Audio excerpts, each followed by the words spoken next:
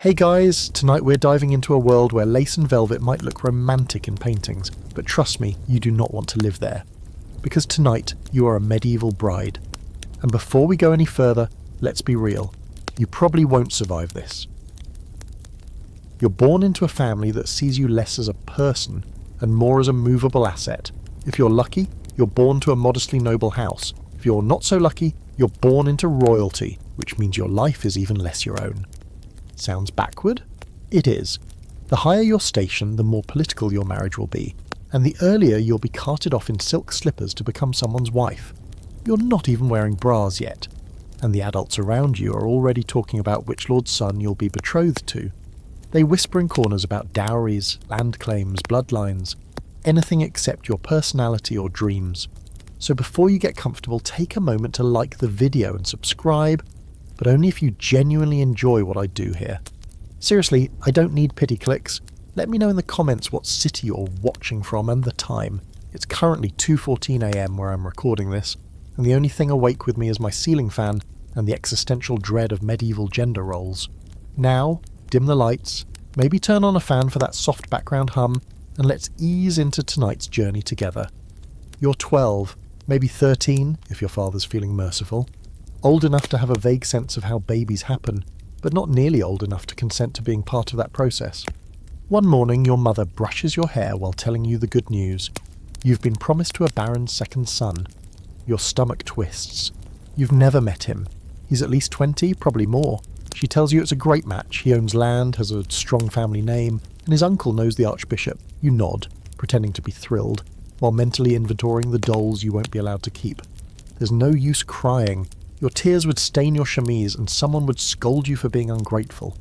So you sit quietly while the adults plan a celebration you don't understand. You're not invited to the table where the deal is sealed. That's men's business. Instead, you're sent to embroidery lessons, where the other girls whisper about dowries like stock prices. Your dowry is essentially your price tag. Land, livestock, coins, maybe a few embroidered linens if your family wants to be fancy. You're told it's a gift, but deep down, you sense it's more of a payment for being someone else's burden. No dowry, no wedding. And no wedding means shame. If you're not married by 15, people start to ask questions. Is she sickly? Is there madness in the bloodline? Did she offend a bishop? And don't get too attached to your name either. Once you're married, you'll be wife of or lady of, depending on how many chickens your family tossed into the pot. Your identity dissolves into your husband's shadow. You don't get a say in the wedding date, what colour your dress is, or even whether the groom shows up sober. You've probably never even spoken to him. Maybe you glimpsed him at a feast once. He was the one with the patchy beard and suspicious smile. He looked at you like someone inspecting a horse. There's a historical footnote worth mentioning here. Noble girls were often betrothed as early as 7 or 8. The church said marriages couldn't be consummated until the girl was 12, but surprise! That wasn't exactly enforced. Some scholars debate whether these child marriages were just symbolic contracts until the girl reached maturity, but evidence suggests many weren't just playing house. And here's where it gets even more charming. Sometimes you're not just marrying for your father's gain, you're part of a peace treaty. 2 warring families decide to bury the hatchet, and boom, you're the shovel, your personal feelings? Not on the agenda. You're a living olive branch and everyone's counting on you not to mess it up by, say, expressing human emotions. Oh, and heaven help you if you're pretty. That only raises your value. If your eyes are large and your skin is pale, your odds of being married off early go up, not down. The medieval ideal of beauty is basically look vaguely consumptive. Any sign of a spine, too much wit, too loud a laugh can lower your marketability. There's also the fringe cases. Say your father loses favour with the king or dies in battle. Suddenly your engagement is void and you're chopped liver on the marriage market. Families that were once competing to marry you off are now politely pretending you don't exist. In some brutal cases, you're sent to a convent not out of faith, but because no one else wants you. That's right. Age 13, and you're already considered expired stock. And let's not forget, if you're not noble, your life isn't exactly better. Peasant girls marry young too, often around the same age, sometimes younger. But instead of a manor house, you're going to live in a 2-room cottage with a thatched roof and no chimney. Your husband might be a yeoman or a blacksmith, but he'll still expect obedience, fertility, and the ability to churn butter without complaint. So here you are, in your prettiest dress, standing like a porcelain statue, while your family discusses the future you don't want. You try to swallow the lump in your throat while your mother adjusts your veil and whispers, "Be strong." You nod, because what else can you do? The wedding is weeks away. There's barely time to learn how to act like a wife, whatever that means. You're told to practice walking gracefully, keeping your eyes lowered, and never ever speaking unless spoken to. There are whispered instructions about the wedding night, but no one gives real details, just euphemisms that make you feel ill. There's no law that says you must be happy. That word doesn't even really enter the conversation. Your duty is clear. Obey, marry, produce. A bride, in medieval terms, is less a partner and more a hinge, connecting two doors that never quite close. Your opinions, your fears, your awkward transition from girl to womanhood, none of that what matters. And the worst part, you're not even shocked. Because every girl you know has watched this happen. You've seen older sisters disappear behind high walls and heard their muffled cries through the keyhole. You've seen your mother's tired face and learned to mimic her smile. Sleep tight. You wake up to the sound of bells. Not wedding bells, just the chapel's morning clamour summoning people to mass. But for you, every toll feels like a countdown. Your wedding day is creeping closer, and while the village is starting to buzz with preparations, you're beginning to grasp just how little this has to do with you. It's not a love story, it's a negotiation, a trade deal. You're not the main character, you're the leverage.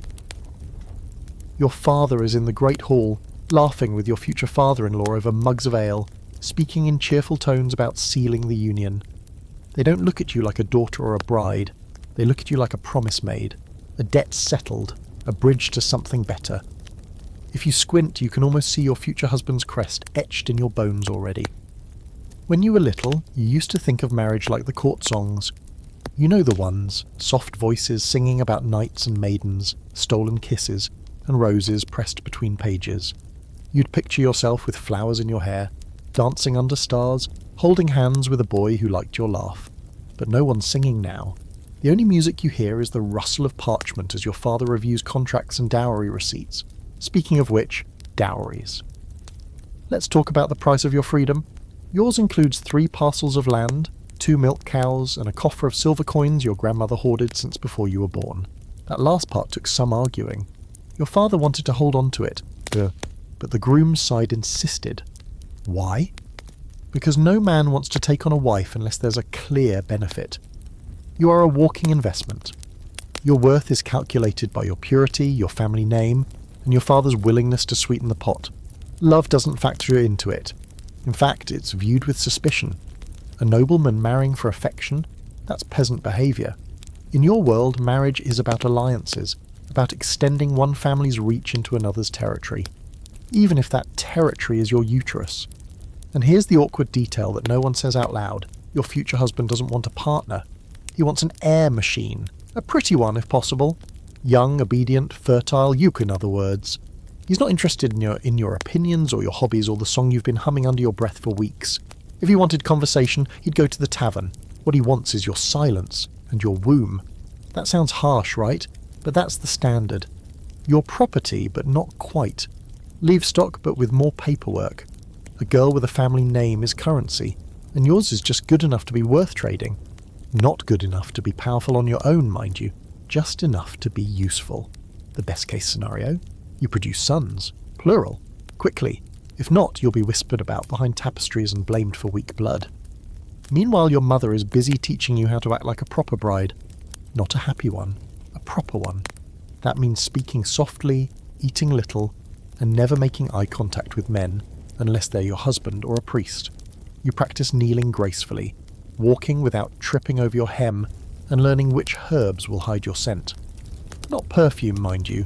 Men say they prefer women natural, which is funny considering the number of baths they avoid. Your father warns you not to embarrass him. That's his main concern, really. Not your safety, not your future, but whether you'll represent the family well. He tells you to smile, to make a good impression, to remember your duty. You're nodding so much these days your neck might snap. There's a grim historical truth behind this performance. Marriages were often used to settle debts. Literally.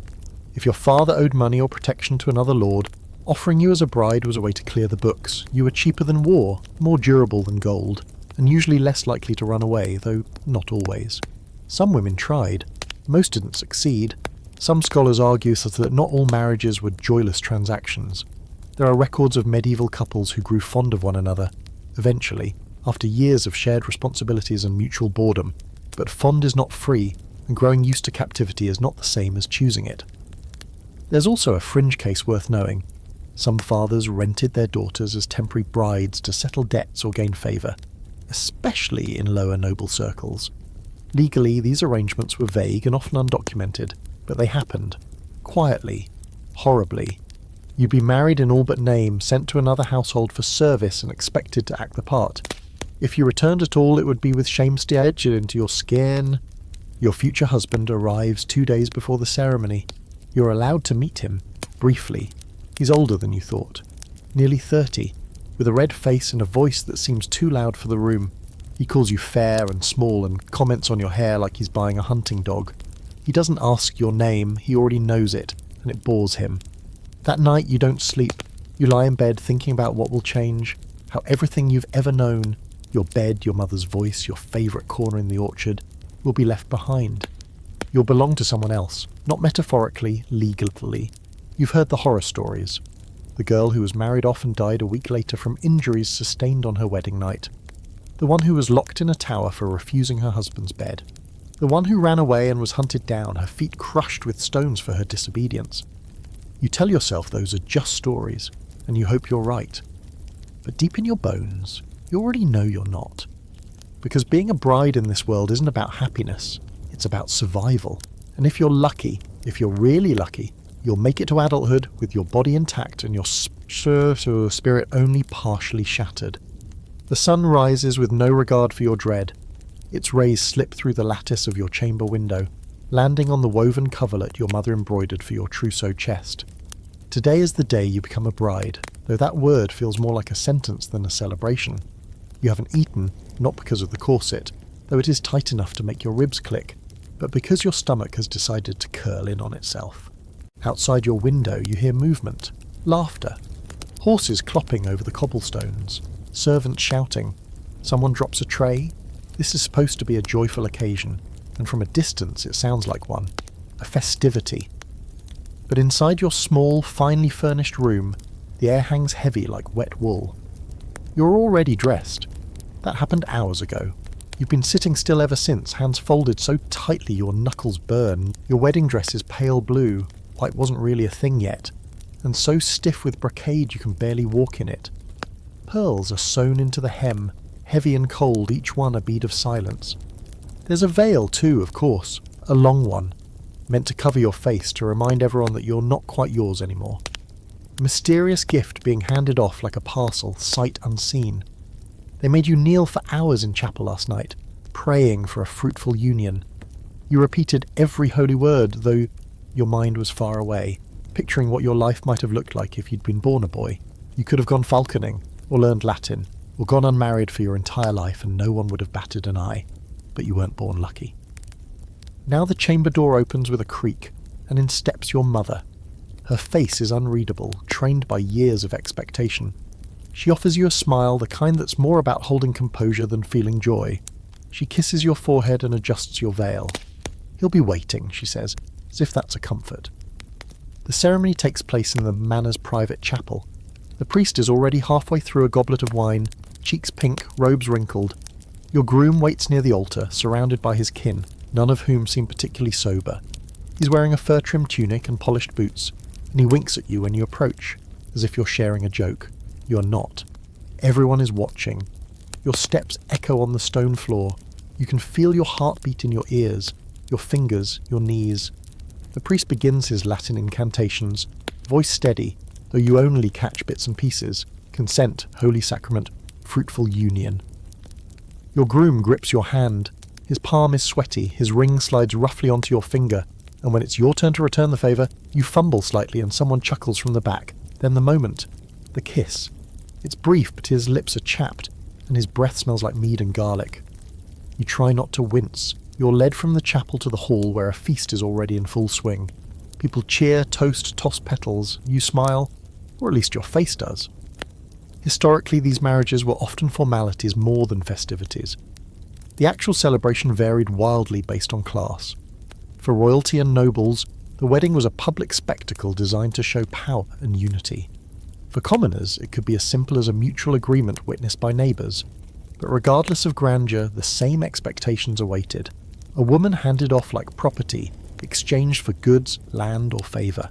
And speaking of favours, your new husband doesn't waste time asserting his ownership. By the time the feast ends, he's tugging you toward the chamber that's been specially prepared. You don't get much say.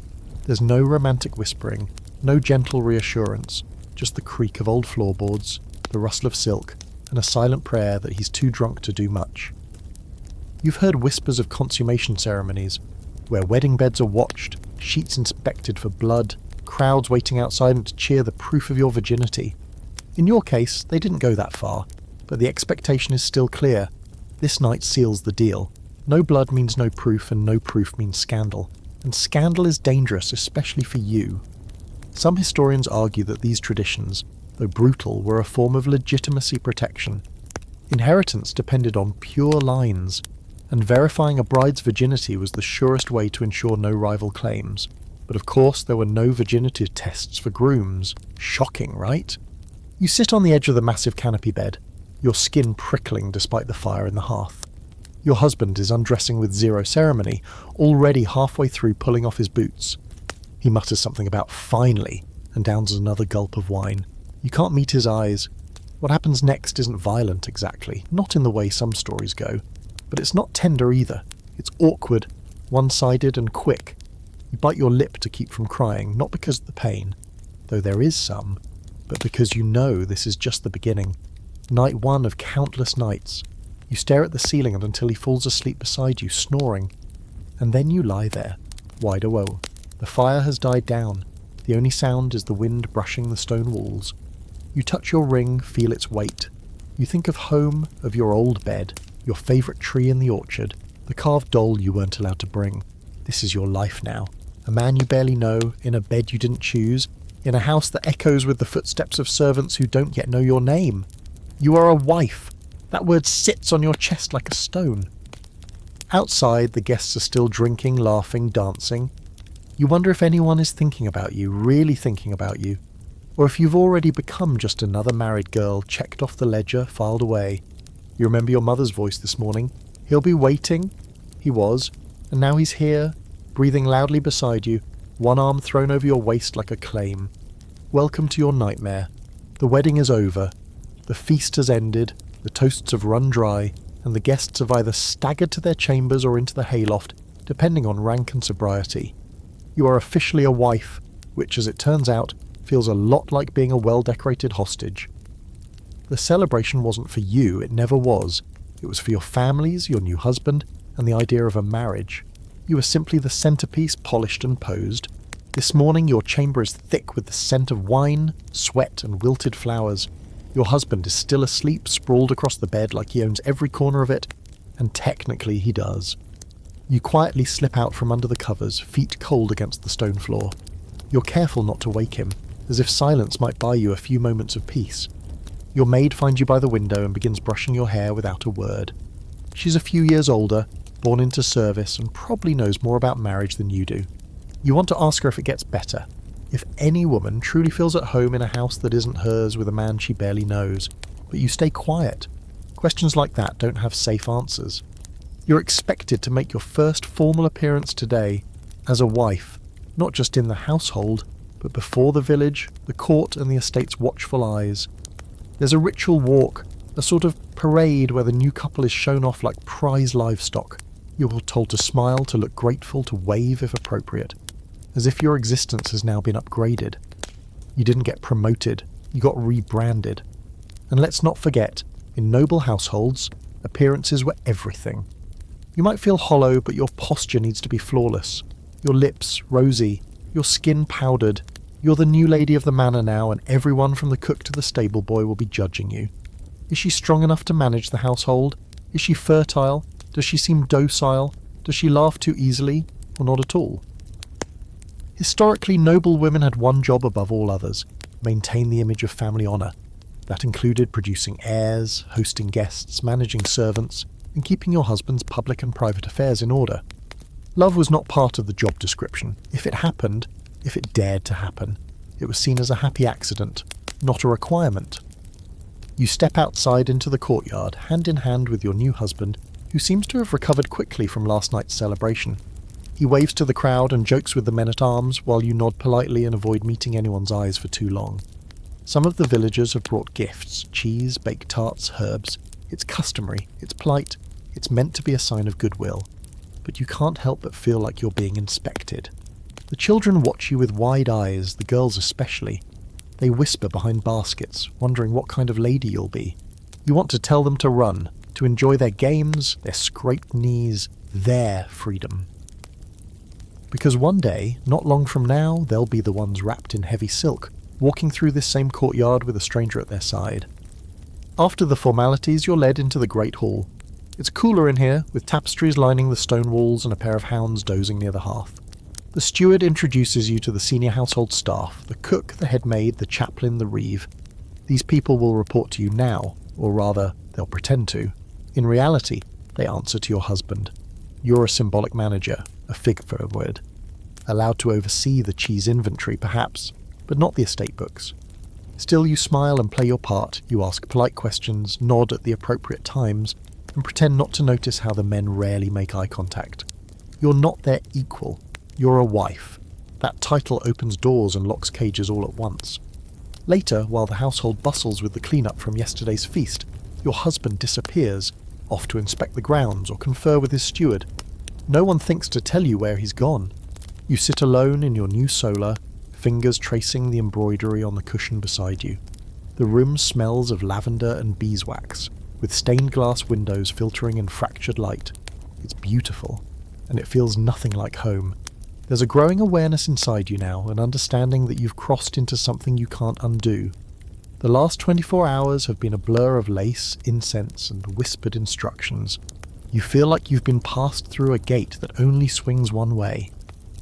In medieval culture, the bride's experience during and immediately after the wedding was rarely documented in her own voice.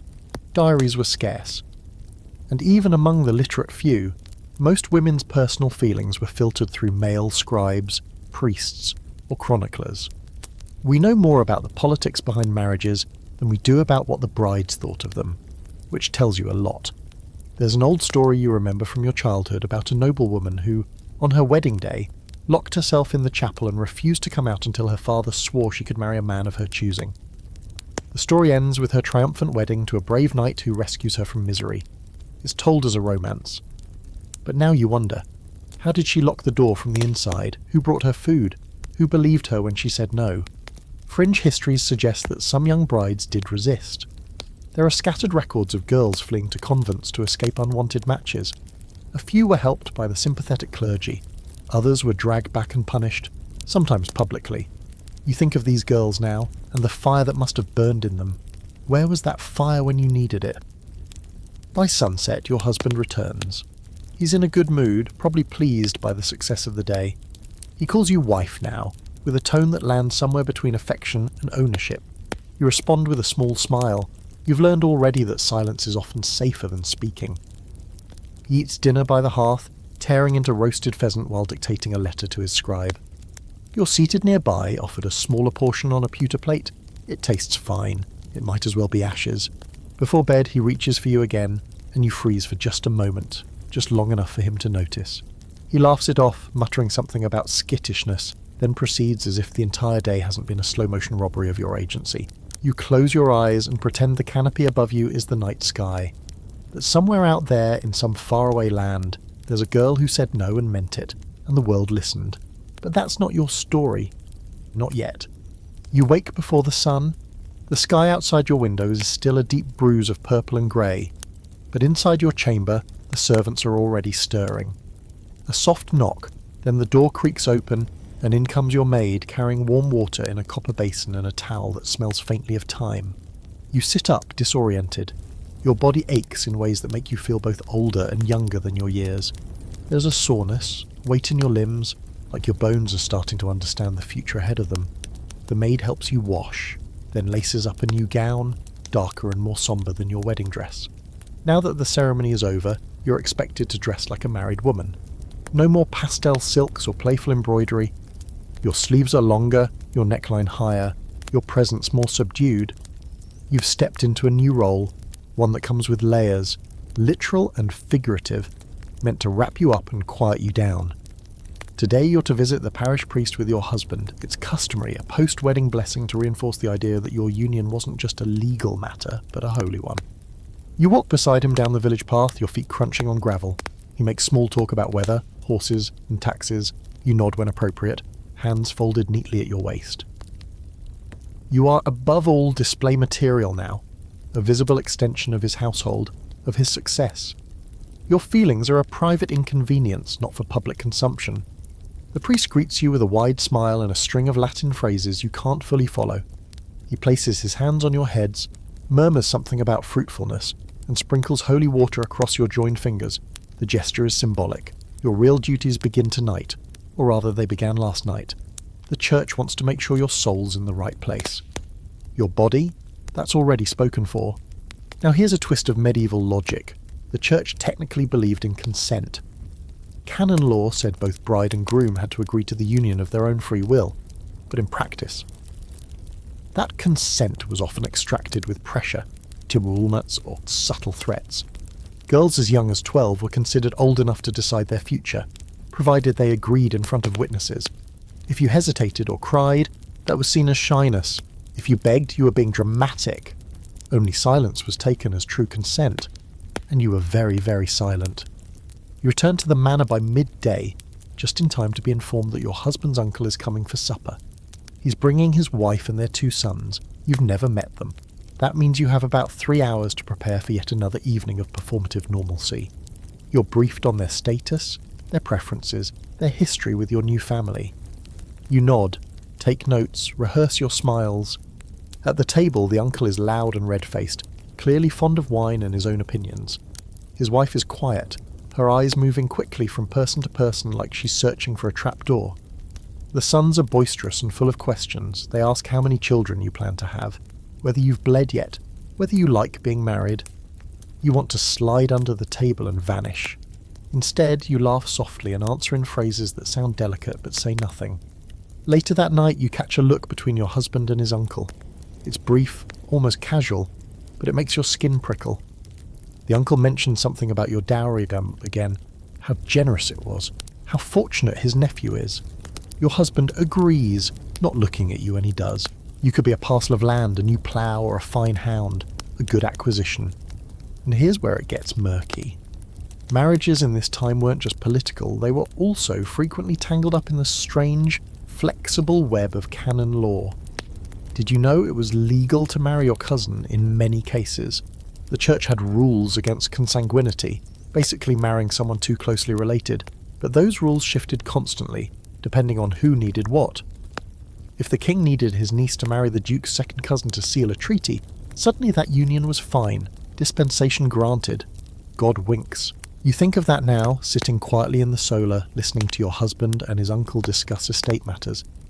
It hits you that this isn't just your life, it's part of a larger game. A chessboard where you're a pawn made of velvet and virtue. And pawns don't get to move unless someone else lifts them. As evening deepens, the manor quiets down again. The uncle and his family have taken guest chambers down the hall. Your husband seems more relaxed than usual. Pleased, maybe, that things are going according to plan. He reaches for your hand and says, "You did well today," like you're a trained dog who didn't bark during the ceremony. He doesn't seem cruel, not exactly, just unaware. Or maybe too steeped in his own assumptions to realise that kindness is not the same thing as fairness. He believes he's a good man. After all, he hasn't hit you. He gave you fine jewellery. He told the servants to treat you with respect. What more could you possibly want? There's a strange kind of invisibility in being someone's wife. You're seen everywhere, watched constantly, but rarely looked at. People see your dress, your posture, your new name, but the you underneath. She's quietly slipping further and further away, and it's not like you can go home. That option vanished the second the priest said his final blessing. If you tried to leave, if you did run, your family would be the ones punished. Your father could lose land, your brothers might lose rank, your sisters might be considered tainted for marriage. You're not just stuck here for your own sake, you're trapped for theirs too, so you play your part, day after day, Wife, hostess, lady. You practice holding your fork a certain way. You memorize the names of distant cousins you may one day need to impress. You learn to laugh just enough, but never too loudly. Your lessons from childhood weren't about reading or writing. They were about silence, grace under pressure, how to nod without agreeing, how to make a cage look like a throne. In bed that night, your husband sleeps peacefully. You lie awake staring at the embroidered canopy overhead. A cluster of roses surrounds a stitched dove, its wings spread as if in flight. The needlework is perfect, not a thread out of place. You wonder how long it took the girl who stitched it to learn her craft. You wonder if she was married, if she was happy, if she looked up from her sewing one day and realised she'd sewn a version of herself into someone else's life. You close your eyes and try not to count the years ahead. The first time you're corrected in public, it happens so quickly you barely understand what's happened. You're seated at a long table in the great hall during a midday meal. Roasted goose, hard cheese and boiled vegetables, and you make an offhand remark about the new steward's wife being from the southern shires. Your husband laughs, not unkindly, and says, "No, dear, she's from the east." Then he pats your hand and adds, "Leave the talking to me." Everyone chuckles. It's supposed to be charming, light-hearted. You force a smile and lower your eyes, cheeks burning. The conversation moves on without you. This is your first lesson in the rules of medieval matrimony. Once you say "I do," it's not really "I love" or "I choose," it's "I obey." And it's not a metaphor. Your vows literally require obedience. Your husband is the head of the house, the voice of reason, the arm of God. You're the echo. A silent partner in a very loud arrangement. At first, you try to take the correction in stride. You tell yourself it's cultural, expected, something you'll get used to. Everyone plays a role, right? But as the days stretch into weeks, you begin to feel the edges of your world shrinking. Conversations you once would have joined now feel like closed doors. Men discuss estate matters over maps and goblets while you're quietly escorted to the garden with the steward's wife and the cook's sister to talk about poultry, linens, and weather. And here's the twist, your husband isn't even particularly cruel. Not like the stories you've heard of other girls married to men with fists and tempers and chains. Your husband is respected, which just means his control is polite, systematic, and impossible to challenge without sounding hysterical. You start to realise how deep this hierarchy runs. You were never taught to lead, only to follow gracefully. Even now, when you try to speak confidently to the servants or suggest something to the reeve, you feel the pushback. Not overt, just quiet resistance, like people smiling too politely or saying, "Of course, my lady," and then going to ask your husband what he really wants. It's not just you, it's the entire system. Historically, once a woman married, she entered into what was called coverture, a legal doctrine that meant her identity was absorbed into her husband's. She couldn't own property independently, couldn't sue, couldn't enter contracts. She didn't even exist legally on her own. She was, in every sense, covered, hidden beneath her husband's legal and moral authority. So when you sit in chapel and the priest speaks of man and wife becoming one flesh, he isn't speaking poetically. He means you are one person now, and he's the one. One day, while walking through the orchard behind the manor, you come across a servant girl bent over, collecting fallen apples. She's younger than you, maybe by a year or two, with calloused hands and dirt smudged across her brow. You kneel to help her without thinking, and she looks at you in shock. "You shouldn't," she whispers. "That's not for you to do." You blink, then set the apple down. She gathers the rest in silence. You're not even allowed to help anymore. Your life has become one long list of invisible fences. You can't pick fruit. You can't speak first in a room full of men. You can't write letters without approval. You can't eat until your husband does. You can't ride your horse alone anymore, even though you've been doing it since you were 8. And if you're ever tempted to push back, the world will respond with confused condescension. "Why are you upset? You have everything. A good husband, a warm home, a fine title." As if freedom doesn't count. That's the thing about this new cage. You're expected to decorate it, to hang your own tapestries and polish the bars. If you're seen frowning too often, people start whispering. Is she barren? Is she unhappy? Is she disobedient? Is she ungrateful? Some fringe scholars believe that a few noble women learned to manipulate these restrictions, to wield soft power through subtle influence, smiling at the right man, complimenting the right bishop's sermon, winning favour with just enough grace to have a say in affairs behind the scenes. But these were exceptions, survival strategies, not triumphs. You can't win a game that was never designed for you to play. At night, your husband begins asking why you're so quiet, why you seem distant. You're expected to be both silent and warm, obedient and spirited, modest and seductive. A contradiction wrapped in lace. You smile and tell him you're simply adjusting. He nods, satisfied. He doesn't ask what you're adjusting from, and maybe he doesn't know. Maybe he really believes this is what love looks like, that a good wife listens, agrees, manages the home, and stays out of politics. That romance means ownership and loyalty means silence. He tells you you're lucky, and you believe he believes that. One afternoon, while you're sitting with the household ladies sewing at the long table in the solar, one of them, a widow named Agnes, tells a story about a friend who once contradicted her husband in front of guests. He refused to speak to her for a month, she says, smirking into her stitches. She was lucky, some men would have taken a switch to her. The other women laugh knowingly, like it's an old joke. You feel your stomach twist. Later that day, you accidentally break a goblet in the hall. Your husband isn't angry, he doesn't shout, he just raises an eyebrow and says, "Careless, aren't we?" Then he walks away. The silence that follows is louder than any scolding. You wonder if that's the point. That night you think of your mother. You remember how she used to smile through clenched teeth, how she always answered questions with questions, never quite saying what she thought. As a child, you assumed it was elegance. Now you know better. It was armour. The truth is, you didn't become a woman the moment you married. You became a ghost. A well-fed, finely dressed, dutiful ghost. The kind who smiles at visitors and eats neatly and never knocks over the salt. You lie in bed while your husband talks about hunting plans for the week, his voice lulling like distant thunder. He doesn't notice that you haven't said a word in half an hour. Or maybe he does, and he just doesn't care. You're not really expected to contribute. You're expected to exist. Tomorrow you'll rise again. You'll be bathed, dressed, seated, paraded. You'll manage a staff you don't command. You'll offer advice that isn't heard, and you'll pretend this is what you wanted. Because the vows weren't promises, they were instructions. Your new home is technically a manor, a stone-walled estate with arched windows, tapestries in every room, and enough servants to keep it all running like a polite, well-oiled lie. From the outside, it looks like the dream sold to girls who read courtly poems by firelight. Inside, though, it feels more like a very comfortable prison. Not a cell, exactly, more like a labyrinth. You can walk anywhere, but every path loops back to the same truth. This place is his, not yours. Your chamber is large, full of velvet cushions and carved wood furniture, but none of it feels like it belongs to you. You were moved in, not moved into. As in, you didn't choose a single item. Even your dressing table smells unfamiliar. The lavender oil imported from some town you'll never visit. The maids are polite. The steward's wife brings sweetmeats, and still you feel like a trespasser. At first, you try to settle into your role with grace. You walk the halls with purpose. You inspect the kitchen, compliment the cook, speak kindly to the laundress. You rehearse your place like an actor, studying a role she never auditioned for. When your husband is away on estate business, you're technically in charge. Lady of the manor.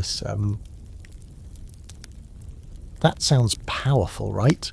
Only it isn't. Because for all your titles and tasks, you don't really own anything. Not the lands, not the house, not even your own clothing, legally or under coverture. A word that sounds like a woolen blanket, but really means your husband speaks for both of you. If you wanted to make changes to the household budget, you'd need his approval. If you wanted to hire a new maid or dismiss a rude footman, you better hope he agrees. And if you disagree, well, that's adorable. There's a daily rhythm to the place. Servants up before dawn, cook fires lit, horses led out, linens aired. Prayers muttered in the chapel. You're expected to participate, of course, not in labour, but in oversight. You stand at the edge of the activity, smiling, nodding, occasionally offering suggestions that are only acted on if they're convenient. You're a ceremonial fixture, like the Virgin Mary painted on the chapel wall, beautiful, serene, and totally silent. It's not that your husband's cruel, he's just thorough. He likes order. He believes in roles. Yours, in his mind, is sacred. He praises your demeanour in front of guests. He says you're well-mannered, dutiful, quiet in the best way. You start to wonder if he's ever met you. The idea of a household being run by the lady was always more about keeping up appearances than real power. You're expected to manage food stores, assign tasks to servants, monitor cloth supplies, and host guests, but all of it existed under the umbrella of your husband's authority. Think of it as being the assistant manager of a shop you technically can't enter without permission. Take the linen room, for example. You notice the sheets are being stored too close to the hearth and mention that it might be a fire risk. The housekeeper nods politely. Then 2 days later, the sheets are moved because he told her to do it. Not because you said something. He heard about it, repeated your words, and then it counted. You wonder if you should be grateful. At least he listens, right? At least he doesn't ignore you entirely. But the praise he gives feels like the kind of compliments you'd give a well-behaved hound. Good girl, you notice something useful. Have a treat. One afternoon you try to sneak outside alone, just to walk the outer edge of the orchard and clear your head. You're gone less than 20 minutes before a stable boy finds you and rushes back to tell your husband. That evening he gently reminds you not to leave the grounds without a companion. For your safety, he says. There are bandits in the woods. There are always bandits in the woods when a man wants to keep a woman close. And here's where things get interesting. Some noble women did try to subvert these rules. Quietly, cleverly. One woman kept a separate household ledger in secret and managed her estate's finances better than her husband ever could. Another used herbal medicine to treat villagers, earning loyalty that gave her real influence. But both of these women had one thing in common. They never let anyone know they were in charge. Because a powerful woman had to pretend not to be. In your case, the rules are subtle but suffocating. You're expected to supervise servants but never contradict them harshly. It's unladylike. You can suggest a new dish in the kitchen, but not criticise the cook. You may sing, but not too loudly. Read, but only devotional texts. Laugh, but modestly. Dance, but only when asked. Every day feels like you're balancing on a tightrope of performative grace. Too stern and you're scolded for arrogance. Too soft and you're useless. The sweet spot is somewhere between invisible and charming, and no one will tell you exactly where it is. One evening your husband brings in a guest, an older knight who once rode with his father. During dinner he tells a story about a woman he once saw ride into battle dressed as a man. Everyone laughs, but not kindly. "A beast in a bodice, the knight says, wiping wine from his beard. Your husband joins in, saying, "God help the man married to that." You look down at your plate, your fingers tight around your fork. Later that night, while the men drink in the great hall, you retreat to your chamber and pace in circles, barefoot on the cold floor. You touch the stone walls like they might give way. They don't. This house is full of beauty. The floors are polished wood. The fireplaces are carved with lions and roses. The library has a stained glass window that turns sunlight into rainbows. But none of it belongs to you. And no matter how wide the halls are, you can't find a place where your voice echoes back. There's a phrase used in some medieval texts to describe an obedient wife. She ran the house like a ghost in daylight. Present, yet unnoticeable. Efficient, yet silent. And that, more or less, is your new identity. You start to memorize the patterns in the tapestries just to stay sane. You count the steps between the kitchen and the solar. You watch the servants from the balcony and wonder if they feel more free than you. At least they're allowed to gossip. At least they don't have to pretend they're happy while being ignored. One morning you pass by the chapel and hear a low voice singing inside. You pause in the doorway. It's one of the kitchen girls, her voice soft and trembling, singing a hymn you haven't heard since childhood.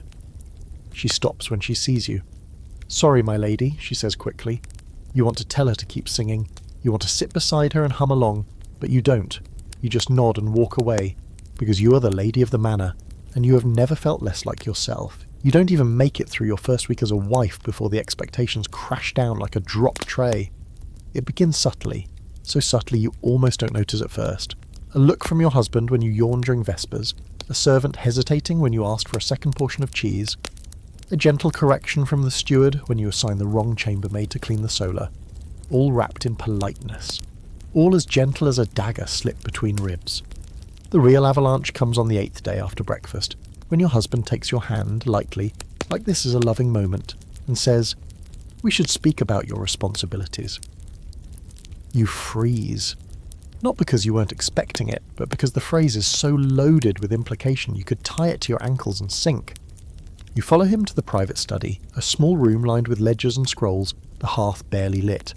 He sits and gestures for you to do the same, though his posture remains taller, more dominant, like a schoolmaster with an especially thick book to assign. What follows is a list. A long one. Duties, expectations, suggestions for improvement. You're to keep a record of pantry stock and report shortages weekly. Oversee the mending of garments. Approve menu changes only after consulting with cook. Attend mass daily. Host visiting clergy without complaint. And make sure to keep the girls from gossiping. Your husband speaks with the tone of a man doing you a kindness, like this is all just helpful advice. But what it is, in reality, is a tightening of the leash. You may be called lady, but you are being trained like a new servant. Except unlike the maids, you're not paid and you can't leave. What they never tell you in fairy tales is that marriage in the Middle Ages came with relentless scrutiny. Not just from your husband, but from the entire household. Servants report your moods. The steward notes your efficiency. The chaplain watches for spiritual slackness. Even the cook gossips about your appetite. Are you too vain, too quiet, too bold? Are you still not pregnant? It's like being the lead actress in a play where the audience is allowed to slap you if they don't like your performance. By now, the party's over. The honeymoon is done. If you were ever granted the illusion of softness, it's been neatly packed away with the wedding flowers. Now comes the real work. And by work, we mean adjusting every breath to meet someone else's comfort. The worst part? You try to do well. You really, really try. You check the pantry, you review the linen stores, you smile when the priest drops by unannounced and pretends to admire the way your hair's braided. You hold your tongue when a chambermaid mutters under her breath. You even help a younger girl learn to sew a straight hemline and get quietly scolded for it later, because you should let the household teach itself discipline. Apparently even kindness is a breach of protocol now. Your husband begins referring to you in the third person when talking to the steward. My lady wishes to review the wine stock, or she'll attend the next sermon with the bishop. You become a pronoun, a name spoken like a task to be managed. This isn't unusual, historically speaking. In noble households, wives were expected to be endlessly efficient, invisible unless praised, and always available. You're not just managing a house, you're embodying your husband's status. If the roast is overcooked, it reflects on him. If the servants are late to prayer, it's your failure. If the chamber smells musty, it's because you didn't notice. You are the physical manifestation of his competence. Your mistakes are his embarrassment. But what happens when perfection isn't enough? You find out on a Sunday evening. The kitchen fire goes out halfway through dinner prep and the meat is underdone. The servants are frantic. You try to fix it. Have a secondary hearth stoked. Ask for bread and wine to be brought out early. You keep guests entertained while the kitchen scrambles. It should be enough. But later, after the guests leave, your husband closes the door and says your management was chaotic, that the household looked unsettled, that it lacked grace. Grace. That word again. Always expected, never defined. That night you cry for the first time in days, quietly, on the floor beside your bed so no one will see. You bury your face in your veil and remind yourself that you chose none of this, that you've done nothing wrong, and yet you feel shame so deep it pools in your stomach like spoiled wine. The historical record is surprisingly quiet on what it felt like to become a wife in these years. There are endless poems about love, about gallant husbands and noble ladies with golden hair. But real letters, real journals, they're rare. And when they exist, they're cautious. A noblewoman might hint at her loneliness in a letter to a cousin, or bury her fear in devotional prayers. Some scholars believe this lack of voice was by design, not just silence, but erasure. Meanwhile, you begin to lose the parts of yourself that once felt bright. You forget what your laugh sounded like before you had to measure its volume. You forget your favourite colour. You stop humming in the mornings.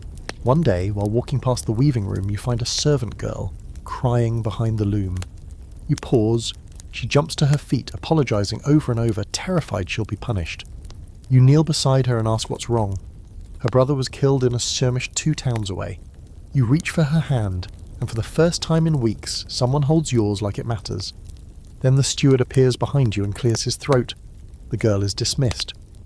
You're gently told that it's unseemly for the lady of the manor to sit on the floor with the help, that it's not dignified, that grief is best left to those who have time for it. You don't speak for the rest of the day.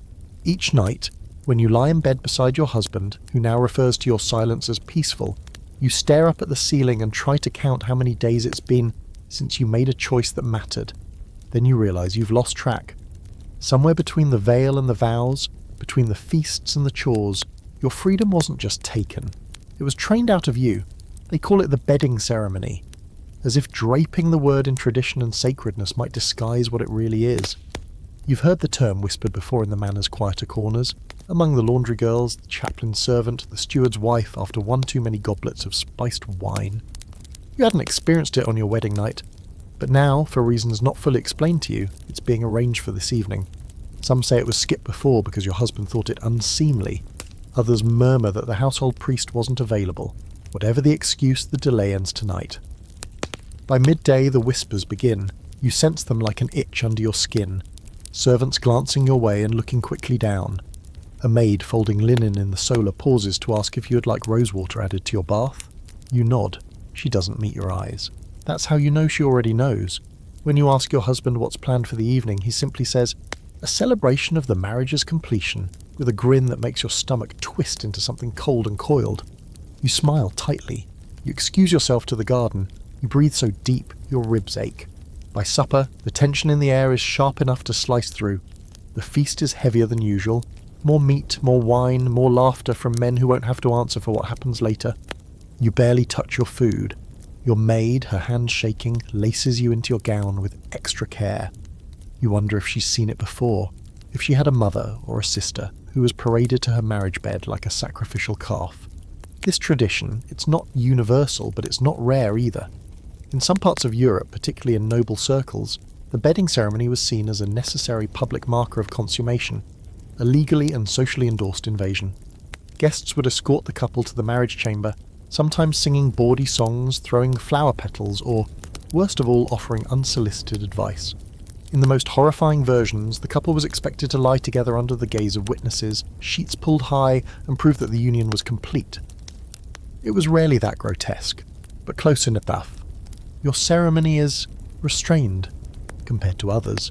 There's no nudity, thank the saints. No priests at the bedside, no drunken guests pressing their noses against the doorframe. Just a procession, family and close companions, a handful of elders, the steward, the priest, the knight who drank too much last week and keeps winking in your direction. They escort you both to the bedchamber with songs and cheers. Your husband plays the part well, smiling, laughing, pretending to be bashful.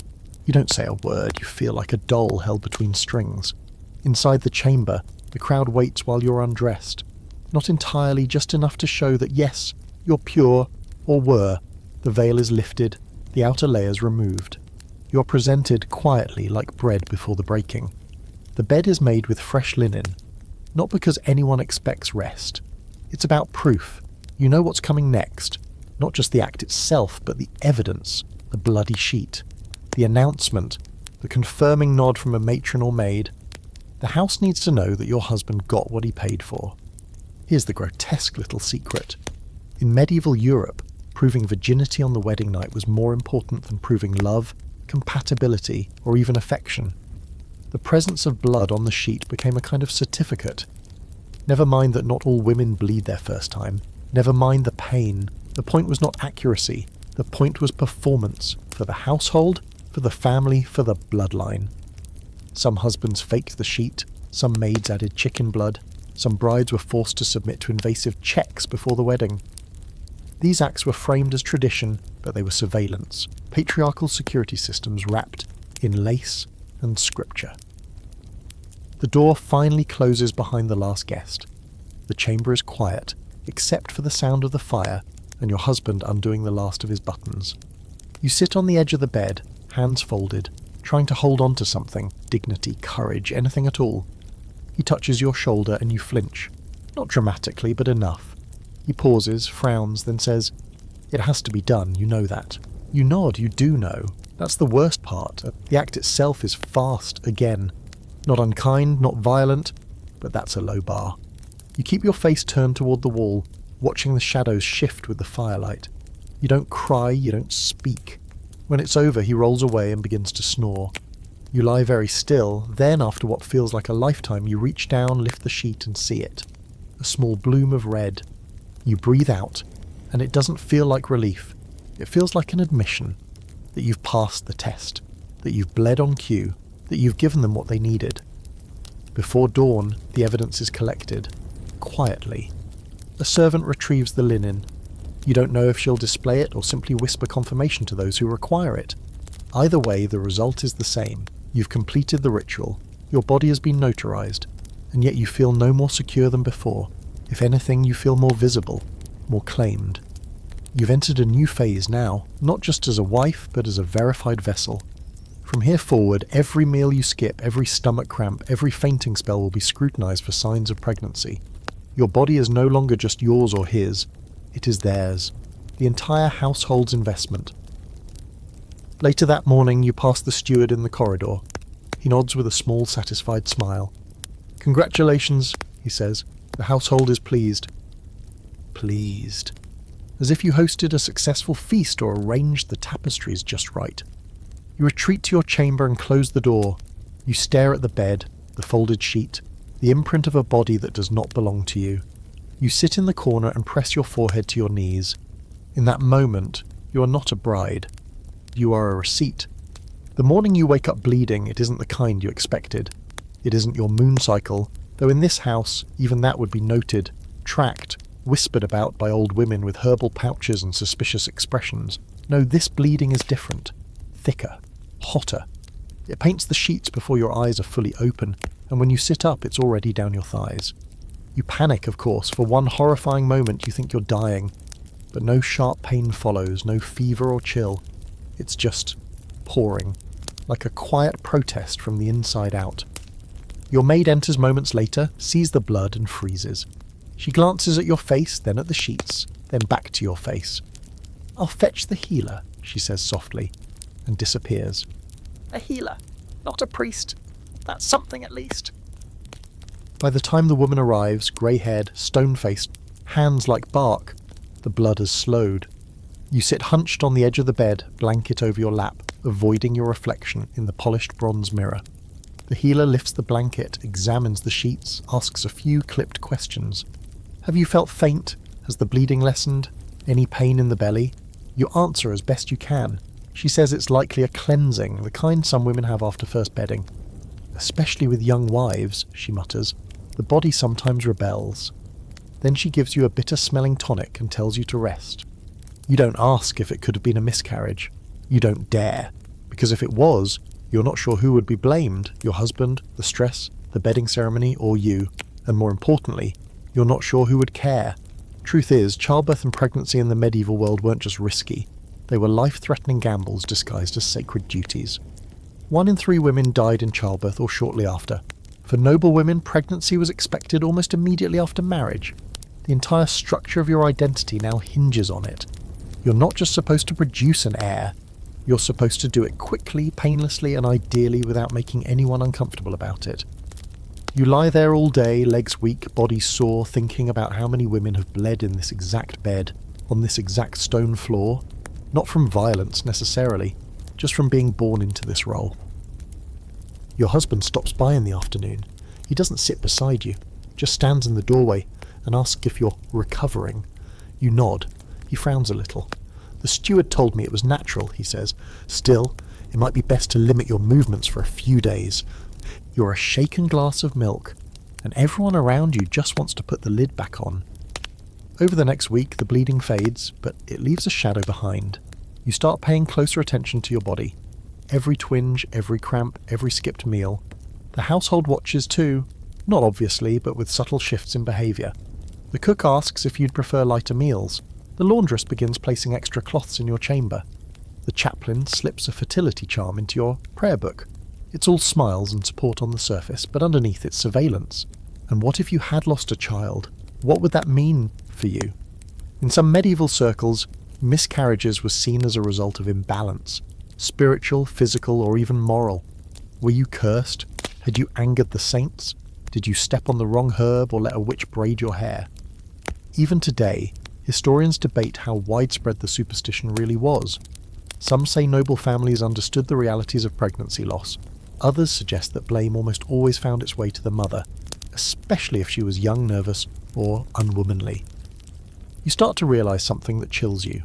If you don't produce a child soon, your value will drop, not in some abstract emotional way, tangibly, the way meat spoils or coins lose weight. There are historical records of women being returned to their families because they failed to conceive, cast aside politely or not so politely, and replaced by someone proven. You begin to understand why some wives in the stories you heard as a child turned to prayers or potions or worse. They weren't vain or foolish, they were scared. They were trapped. One afternoon you sit in the solar and hear two of the maids whispering in the corridor. One says, "She looks pale." The other answers, "Maybe she's expecting." A hopeful tone, almost admiring. And then the kicker, "If not, he'll tire of her."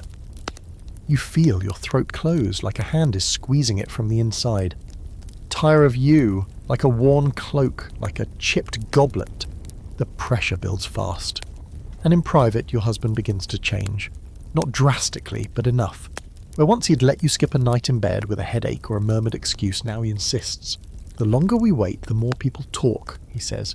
"We must try harder." Try. As if your body is a field refusing to yield wheat. As if the plough isn't blunt or misused or entirely disinterested in your comfort. This is the point where you start to feel something heavier than sadness. It's resentment, not just toward him, but toward the whole machine. Toward the priest who blessed your womb before asking how you felt. Toward your father who handed you off like a side of beef. Toward the women who smiled at your wedding while secretly calculating your odds. You do what they all do, you hide it. You smile, you nod, you say your prayers. But late at night, when you're alone with your own breath and the creak of the wooden beams overhead, you imagine a world where your body is yours. Where bleeding isn't treated like failure. Where you can say no and not fear the fallout.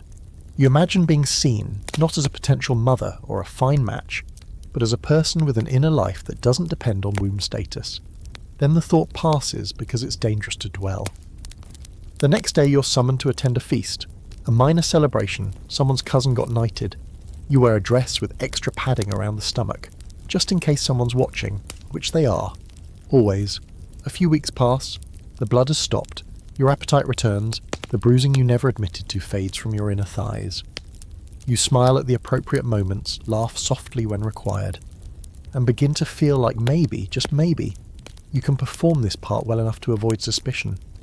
Maybe you can drift through your days like the polished ghost of yourself, haunting the manor in a lovely dress. Maybe surviving isn't about fighting, maybe it's just about passing quietly like mist. But that delicate illusion shatters the moment you speak up. It starts innocently, too innocently really. You're seated with two ladies from a neighbouring manor who've come for a midday visit. You're sipping watered wine, discussing herbs, and the elder one mentions using rosemary to treat fever. You say almost casually, "Lavender oil works better, but it should be boiled with honey first or it will spoil the stomach." She goes silent, just for a moment. Then she gives a tight smile and replies, "That sounds more like something a wise woman would say." The word hovers in the air like smoke. You laugh, unsure whether this is mockery or just garden variety passive aggression. But the younger lady gives you a sharp look. "Did your mother teach you that?" she asks. "Or someone from the village?" You're not sure what to say because either answer is wrong. You're not supposed to know things, not real things, useful things. Knowledge belongs to monks and doctors and men who hold scrolls in dusty libraries. When a wife speaks of herbs or cures, she's either a good Christian tending the sick, or she's a whisper away from being called a witch. And in medieval Europe, witch is not a word you want floating around your name. The church had a complicated relationship with women's knowledge. Midwives, herbalists and healers were tolerated, until they weren't. If a treatment worked too well, or if the healer didn't know her place, or if a baby died and someone needed to blame someone, these women became targets. Not always burned at stakes, not in every region, but certainly watched, suspected, shunned, sometimes executed. And yes, noble women were not exempt. There are rare, chilling records of highborn wives accused of sorcery after a husband fell ill, or an heir was stillborn. The accusation didn't need proof. All it needed were gossip, timing, and the right kind of fear. You try to steer the conversation back to embroidery. Flowers, maybe. Everyone likes flowers. But the damage is done. That evening your husband says nothing, but you catch the way he looks at you while you stir your tea with a sprig of thyme. Not suspicious, just curious. A little too curious. Then come the quiet visits. First the chaplain, who just happens to pass by your solar and decides to linger. He asks you about your prayer habits. asks whether you've been fasting, whether you've confessed lately. Then he asks if you'd like to review some scripture together, especially the passages on women's virtue. You agree, of course you do. What else can you say? 2 days later, the steward's wife delivers a bundle of herbs from her own garden, she says, but the bundle contains items you didn't ask for and have no use for. Juniper berries, belladonna root, poppy seeds. She watches your reaction closely as you sort through them. You thank her with a tight smile and send the bundle to the laundry maid. The message is clear, they are watching now. You start editing yourself, you no longer mention herbs at all. You stop offering advice when someone sneezes or limps. You laugh more loudly at stories that aren't funny.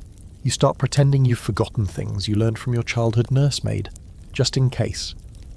Because in this world, a woman who knows too much is a danger. To herself, to her husband, to everyone. But fear has a strange twin. Anger. You feel it starting to wake up in you, like a low growl beneath your ribs. One morning, the laundress's child, barely 4, burns his hand near the hearth. The manor's physician is away, and the steward dithers. You kneel beside the boy and treat the burn with cool cloth, honey, and a poultice made from mashed yarrow and wine vinegar. The child stops crying within minutes. The skin begins to settle. The steward's wife sees the whole thing and says nothing. Not to you, not to anyone. But the next day, your chamber is visited again. This time by a different priest. He doesn't knock. Some of the household worry that you rely too heavily on folk knowledge, he says. There's a line, my lady, between practical wisdom and spiritual arrogance. You nod. You apologize. You do everything right. And still he leaves you with a warning. God made you obedient for a reason. The devil works through pride. Here's the kicker. Your own body isn't even considered neutral territory in this moral war. If you speak too much about remedies or healing, it's vanity. If you try to prevent pregnancy, it's sin. If you seek help during childbirth, you'd better be clutching a rosary in the other hand. Even your monthly bleeding is seen as impure, a sign that you must cleanse yourself before touching holy things. One scholar wrote that the medieval woman was both feared and needed, essential to lineage, feared for her body's mystery. You feel that paradox daily. You are their future and their threat, their hearthkeeper and their heretic. And if anything ever goes wrong, if a child falls ill, or a harvest fails, or your husband gets a fever you can't cure, it's your face they'll look to, not with empathy, but with suspicion, because you, with your soft hands and too quiet voice, might be hiding something dangerous, something unnatural, something unholy. So you learn to fade again. You double down on obedience. You let your husband speak for you, even when you have the better answer. You feign confusion during feast day prayers so the chaplain can correct you with that warm, patronizing smile. You smile back. You tuck your anger beneath your bodice like contraband, but you never stop watching.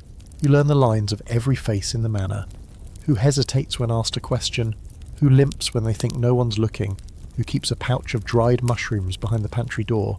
You become fluent in silence, and slowly, in that silence, something new begins to grow. Not rebellion, not yet, but a seed of knowing, a flicker of power, not to wield, not openly, just to have. The irony is not lost on you. Your nobility now, technically in charge of this household, yet half the people below you get more sleep and fewer instructions. You are the mistress of the manor, the lady in the hall, the wife of its lord. But really, you're somewhere between a ceremonial figurehead and a glorified servant yourself.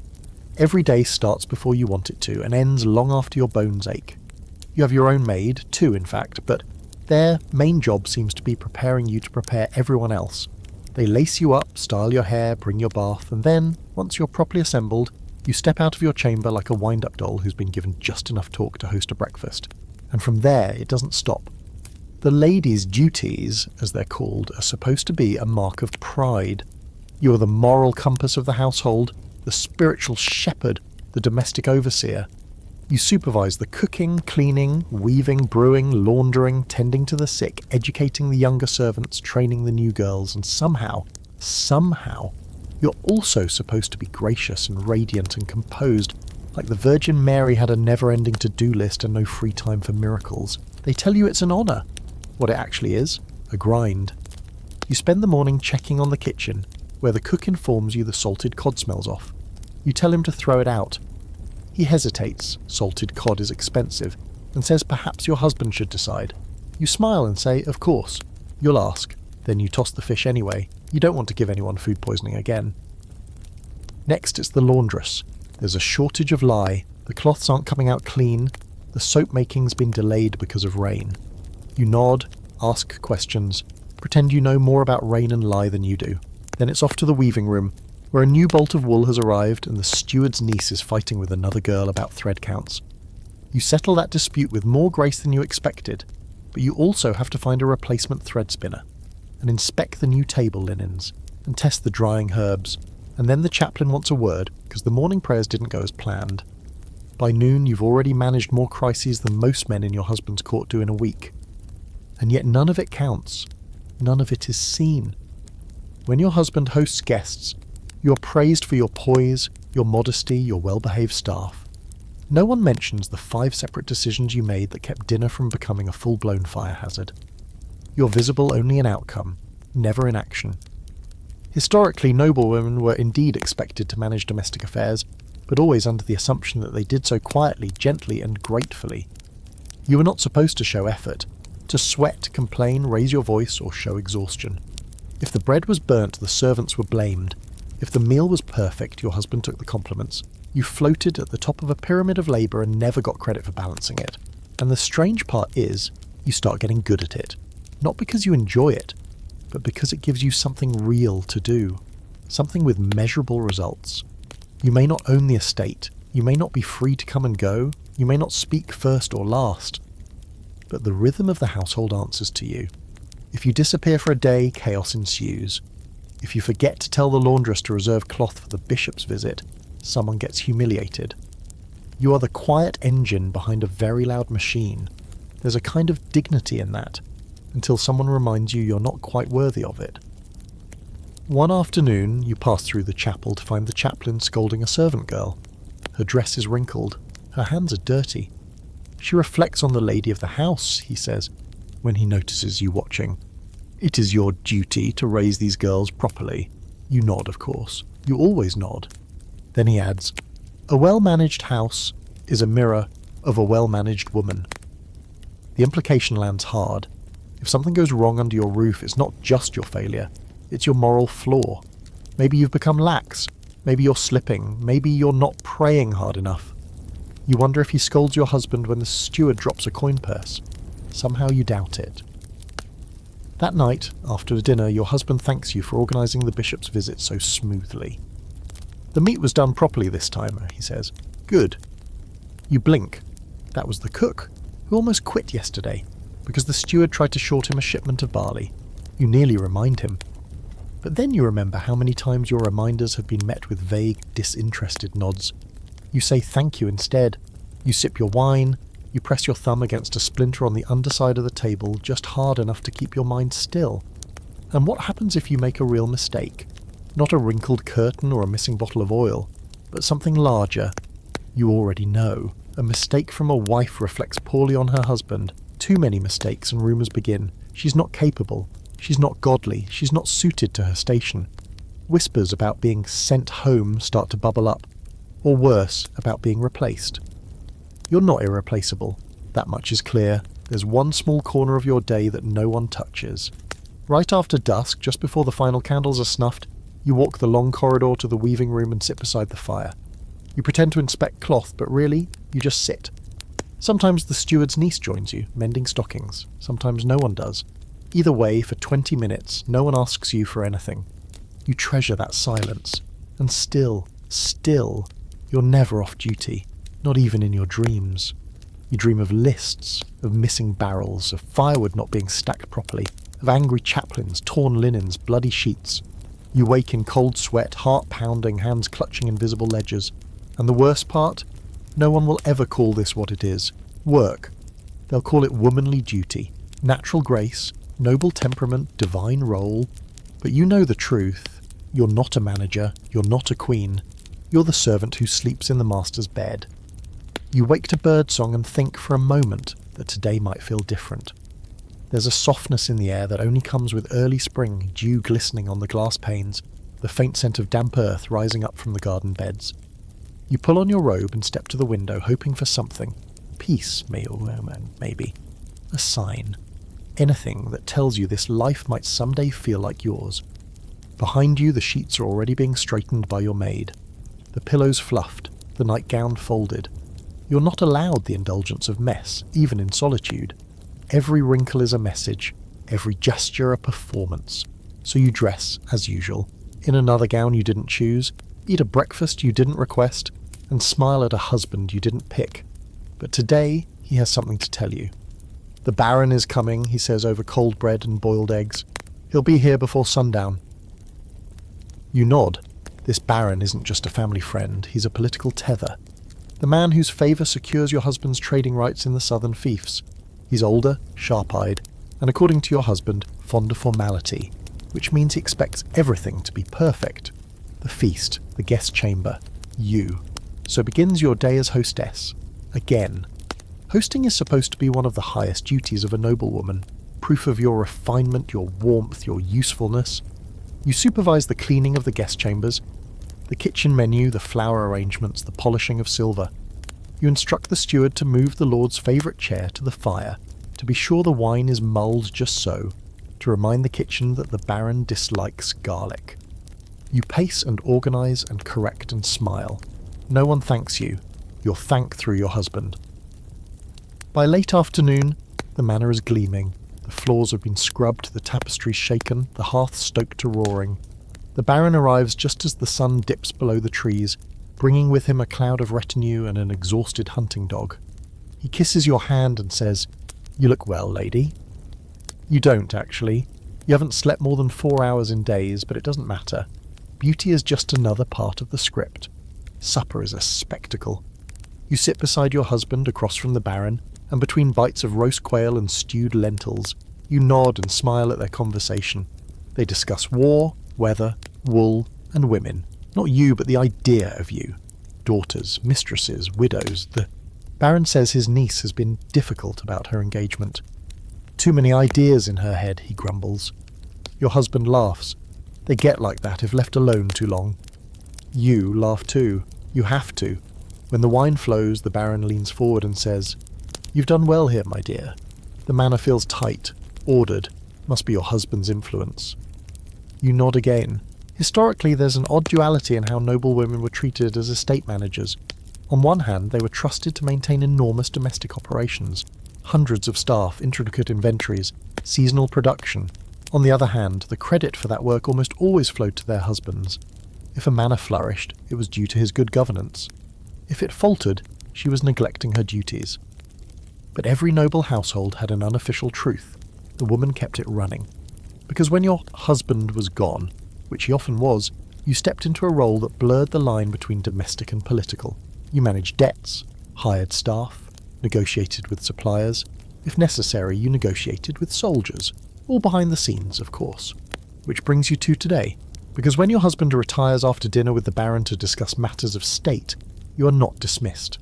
You are summoned. Not to speak, of course, but to listen, and to smile while doing it. The conversation is dull at first. Shipments, borders, a bridge that collapsed near the southern border. Then it drifts into something that makes your spine stiffen. The king's tax assessor may come through in spring, the Baron says. He'll expect records. Clean ones. Your husband nods, then glances at you. My wife keeps them in perfect order. The Baron chuckles. As long as the ink matches the stories. And just like that, andant, you realise something terrifying.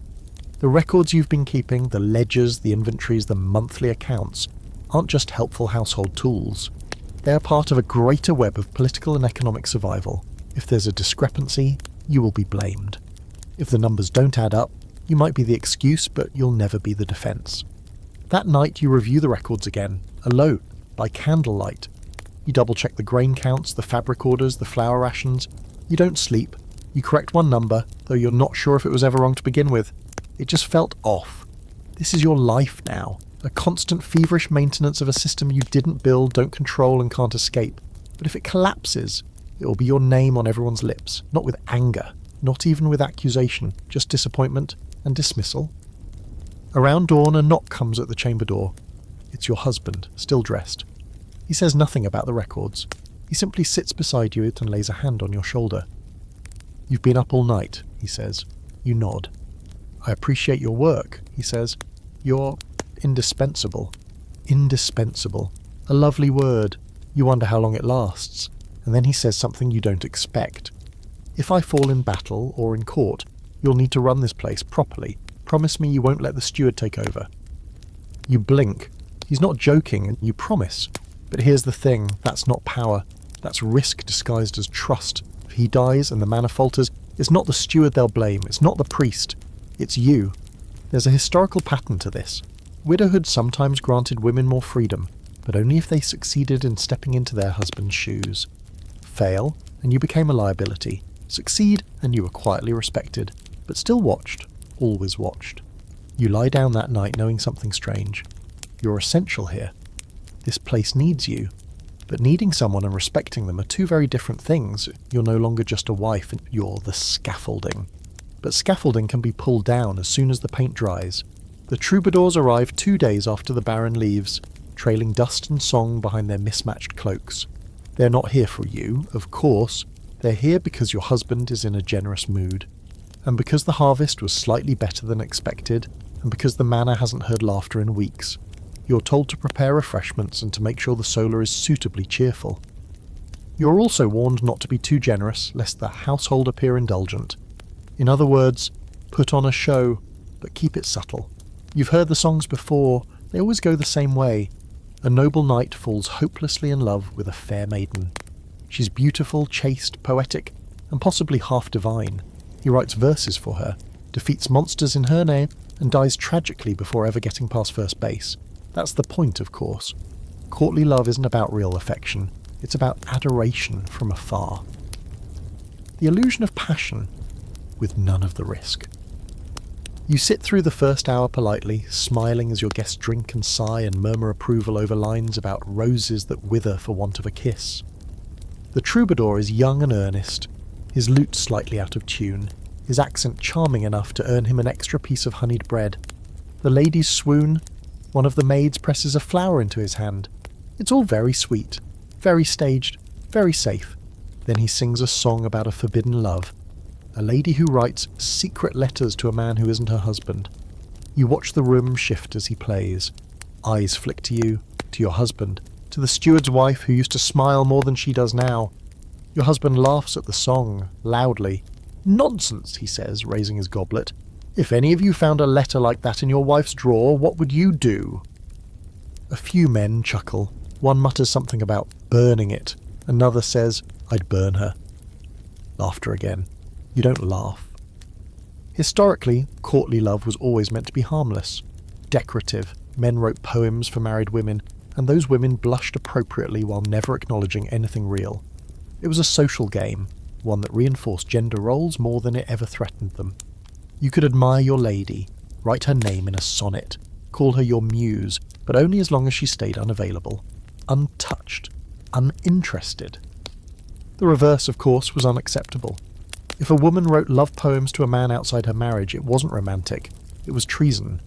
Adultery could get you killed, and not in the poetic, star-crossed way the troubadours sing about, more like stoned to death in the village square. You think about that as you pour wine for the visiting lords, as you smile at jokes that circle like vultures around fidelity. You wonder how many women have stood exactly where you are, listening to songs about love while knowing they will never feel anything close to it again. That night, you find yourself in the library, long after everyone has gone to bed. The fire's low, just embers. You run your fingers along the spines of the scrolls and books, most of them religious, some historical, one collection of riddles so old the parchment flakes when you touch it. There are no poems written by women here. No letters, no diaries. If any lady of the manor before you ever loved someone in secret, or even just in private, she left no trace. It's not that women didn't have inner lives, it's that their inner lives were deliberately erased. Only the loudest, most politically useful voices were preserved. If a woman loved quietly, fiercely, or desperately, she had to keep it hidden between her ribs like a splinter she couldn't pull out. If she dared to act on it, well, history does not forgive bold women kindly. And yet they did it anyway. There are whispers, fringe stories, of noble women who kept secret lovers, who disguised themselves to attend festivals, who wrote anonymous poems and passed them among the ladies-in-waiting like contraband. Most were caught, some were executed, a few vanished, slipping into convents with nothing but a ring and a story they never told. You try to imagine writing a love letter, not even a scandalous one, just a quiet confession of loneliness, of longing, of that stubborn part of you that still wants to feel seen. You wonder who you would write it to. Not a knight, not a poet, maybe no one, maybe just yourself. You go to your chamber and pull out a scrap of parchment, just to see if the ink still flows. You don't write much, just a sentence. Sometimes I forget who I was before the veil. You stare at it until the ink dries, then burn it in the candle flame.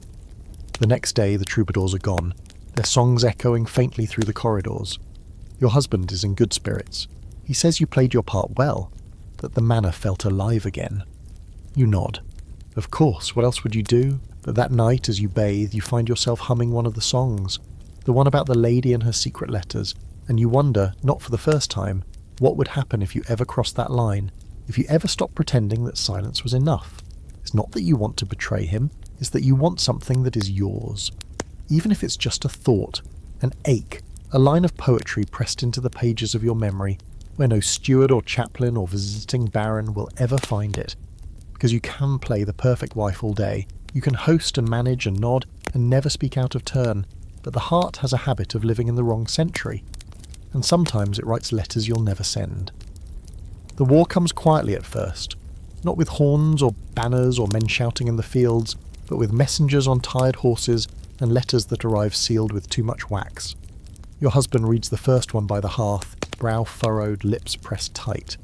He doesn't tell you everything, of course. He tells you what he thinks you should know, that there's unrest in the west, that old rivalries are stirring, that. It's nothing serious yet. But 2 days later, the armoury is opened. The servants start oiling blades. Horses are reshod, and the grooms walk with a kind of heavy silence that tells you more than words ever could. Another letter arrives. This time your husband leaves before dawn. Just like that, you're alone. Well, not alone. You're surrounded by dozens of servants, stewards, maids, and reeves. But he is gone, and that changes everything. Because now you're not just the lady of the house, you're the one holding the reins, whether anyone admits it or not. He leaves you instructions, of course. A long scroll, sealed and stamped, detailing what should be done in his absence, how the accounts should be handled, which crops to prioritise, who to trust, who to avoid. It's not a will, not quite, but it feels like one. And with him gone, something shifts. Not in the house, in you. You rise earlier, speak with more authority. People look to you, not just for approval, but for answers. At first, the steward defers politely. Then, when he realises your husband isn't returning anytime soon, he defers with real attention. You see it in the way the servants glance your way. During meetings, you speak and they nod. You order the outer wall reinforced. You tell the kitchen to stretch the grain. You instruct the priest to prepare prayers for protection, and secretly ask the stable boy to keep watch at night. This is not the version of power they promised you in all those bridal tales. This is something messier, sharper, real. Historically, when war drew the men away, noble women became de facto rulers of their estates. Letters from the 14th and 15th centuries document women organising defences, collecting taxes, distributing rations, even negotiating truces. But these women weren't celebrated. They were tolerated, temporarily. As long as the husband lived, the wife's authority was on loan. The minute he returned, it disappeared like dust brushed from a table. Still, during those brief windows, some women found a kind of clarity. They realised what they were capable of, and you're starting to feel it now. For once, you're not just reacting, you're acting. The first test comes a week into your husband's absence. A small group of men arrives at the manor gate, peasants from a nearby village. Their crops failed, and they beg for grain. The steward argues against it. We need to save what we can, he warns. We don't know how long the Lord will be gone. But you remember their village. You rode through it once, a lifetime ago before you were married. You remember the girl who gave you a blue ribbon just for smiling at her. You tell the steward to release 2 sacks, just 2, enough to keep them alive. He sighs but obeys. The next day a note appears at the gate. Thank you, my lady. We won't forget. Later you learn they've begun calling you the kind mistress. The steward laughs. Softness won't hold a manor, he says, but something about the name sticks, not as weakness, but as strategy. Fear makes people obey, but gratitude builds loyalty, and loyalty matters now, because rumours begin to circle. Bandits in the woods, a burned field 2 miles east, a merchant who never made it back from the port. The priest says it's a time of trial. The cook says it's just bad luck. You say nothing, but inside a knot tightens. What no one tells you is how much war changes for those left behind. For the wives, daughters, sisters and mothers sitting in stone houses, staring down a future that grows darker, with every smoke plume on the horizon. You take to walking the walls at dusk. You never thought you'd do that. It's something your husband did, a routine, a show of presence. But now it's yours. You circle the outer parapets, shawl tight around your shoulders, watching the tree line for movement. The guards nod as you pass. You nod back. One night, you find a young guard sleeping on his watch. He startles awake, fumbling for his blade. You don't scold him. You simply take his dagger, hand it to his captain, and replace him with another. You don't yell, you don't explain, you act. From that night forward, no one sleeps on the wall. You're not unafraid. But fear, you've learnt, doesn't get the last word. Action does. There's a strange dignity in this in-between space. You're not quite a ruler. You're not quite safe. But for the first time since your wedding, you feel like you're shaping something. Like you're not just a bride or a hostess or a shadow at the side of a man who sees you as decoration. And yet, even now, no one would call you powerful. Because your authority is still borrowed. It hangs on the hope that your husband will return, that you'll hand the reins back without a fight, that you'll smile and step aside and pretend this didn't awaken something deep and dangerous in your chest. One evening, you open his study and sit in his chair. You rest your hands on the arms like you used to. You look out the window at your estate, your people, your sky, and you ask a question you've never dared before. What if he doesn't come back? Not with hope, not with fear, just possibility. And for the first time, the thought doesn't terrify you. It thrills you. You find out about the mistress in the most humiliating way possible, over spiced pears and gossip. It's during a visit from Lady Clarice, a neighbouring noblewoman whose voice carries like a church bell, and whose mouth is never far from someone else's secrets. You don't like her, but your husband always insisted she was well-connected, and in times of war, well-connected women get extra cake and the best chair near the fire. She's sipping wine, eyeing your dress with barely disguised envy, and telling a story about her cousin's steward who ran off with a miller's daughter. Everyone around the table is laughing politely, but then she shifts tone and says, "Of course your husband must be terribly bored with no distraction. I do hope he's found some company in the field." And there it is, the dagger slipped into conversation so smoothly it barely nicks the air. You don't blink, you smile, you say, "He's always had a fondness for his men," and then excuse yourself before your hands start shaking. The moment you're alone, you sit down hard on the edge of your bed. It's the tone that gave it away, not what she said, but how she said it. Casual, certain, like it's already common knowledge, like she's not sharing a rumour, but reminding you of a fact you've simply failed to acknowledge. So now you know. He has someone else, or several someones, it doesn't matter.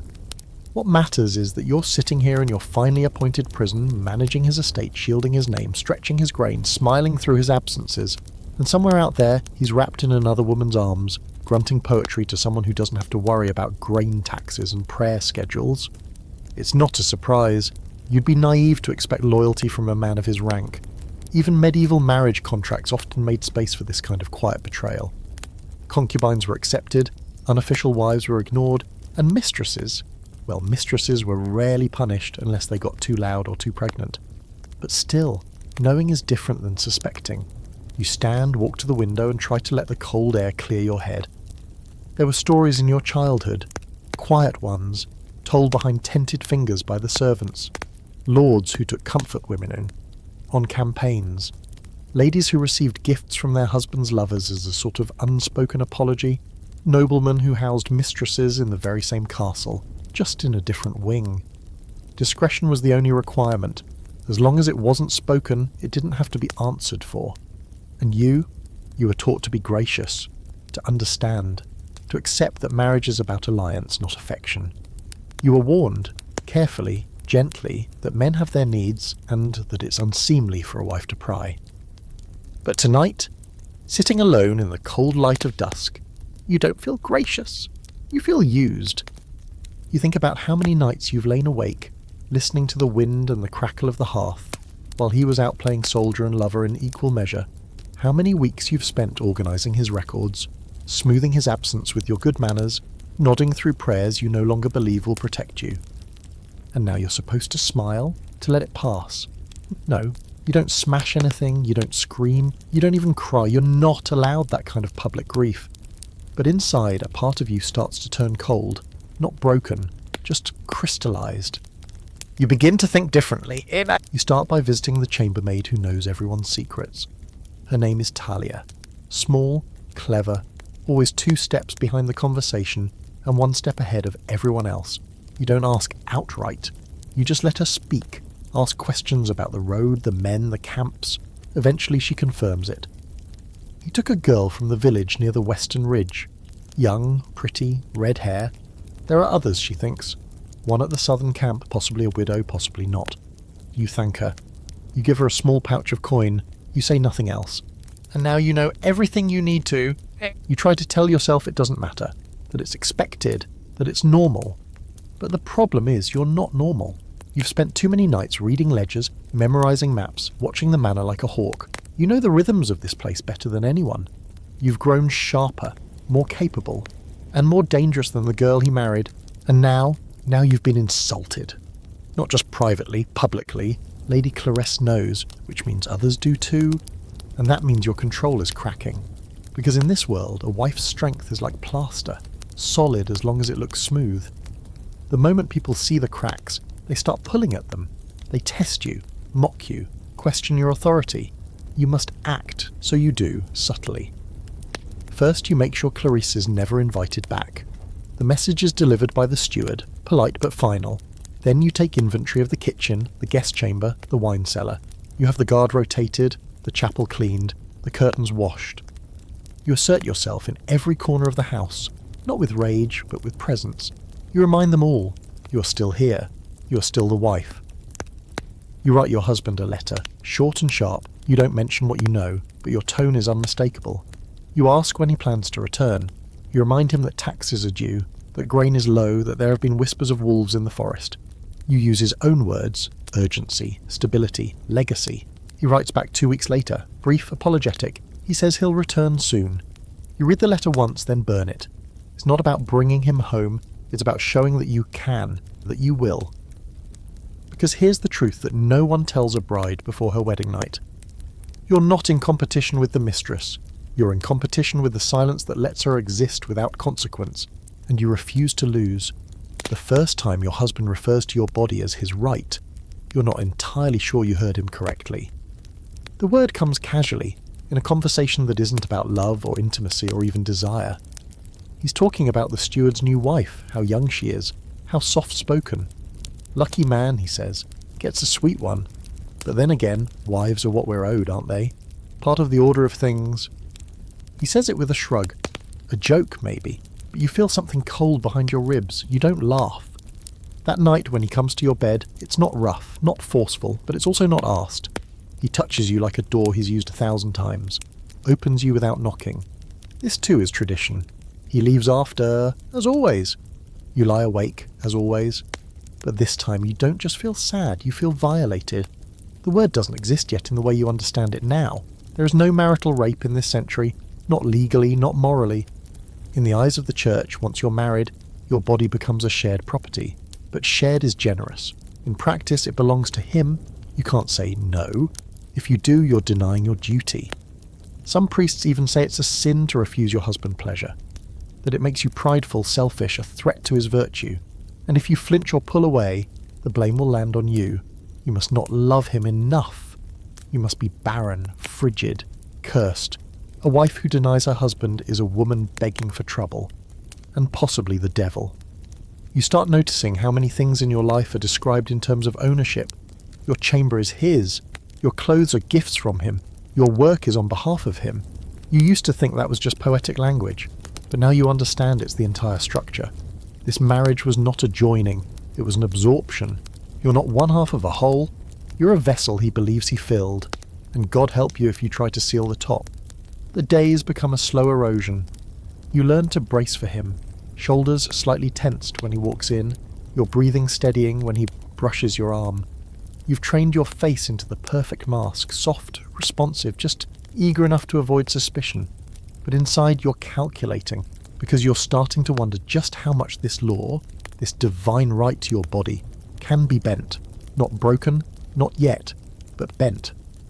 There are fringe stories, quiet ones. You've heard of a noblewoman who faked illness for a year, claimed a bleeding disease so she could sleep alone. Another who drugged her husband with poppy wine every night until he forgot to want her. Another still who sent her lover to war and claimed his child as her husband's. Risky, but successful. You don't want a lover. You don't want anything other than the return of your own skin. One afternoon you retreat to the herb garden.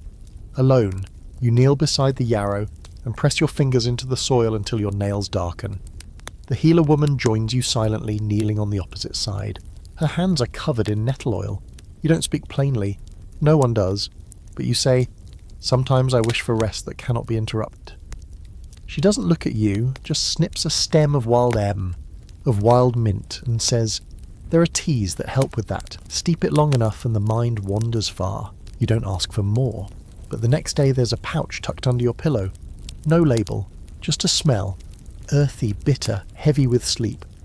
That night when your husband comes to your bed, you offer him a cup of warmed wine, his favourite. You've sweetened it slightly. He drinks, he yawns, he reaches for you, then stops, blinking slowly, like the room is suddenly too wide. You smile. He murmurs something about too much sun and falls asleep without another word. You lie awake again, but this time not with grief. With a plan, you begin to dose him gently, not every night, not enough to be noticed, just enough to buy yourself silence, space and peace. It's not freedom, but it's a foothold. And with that foothold you begin reclaiming things.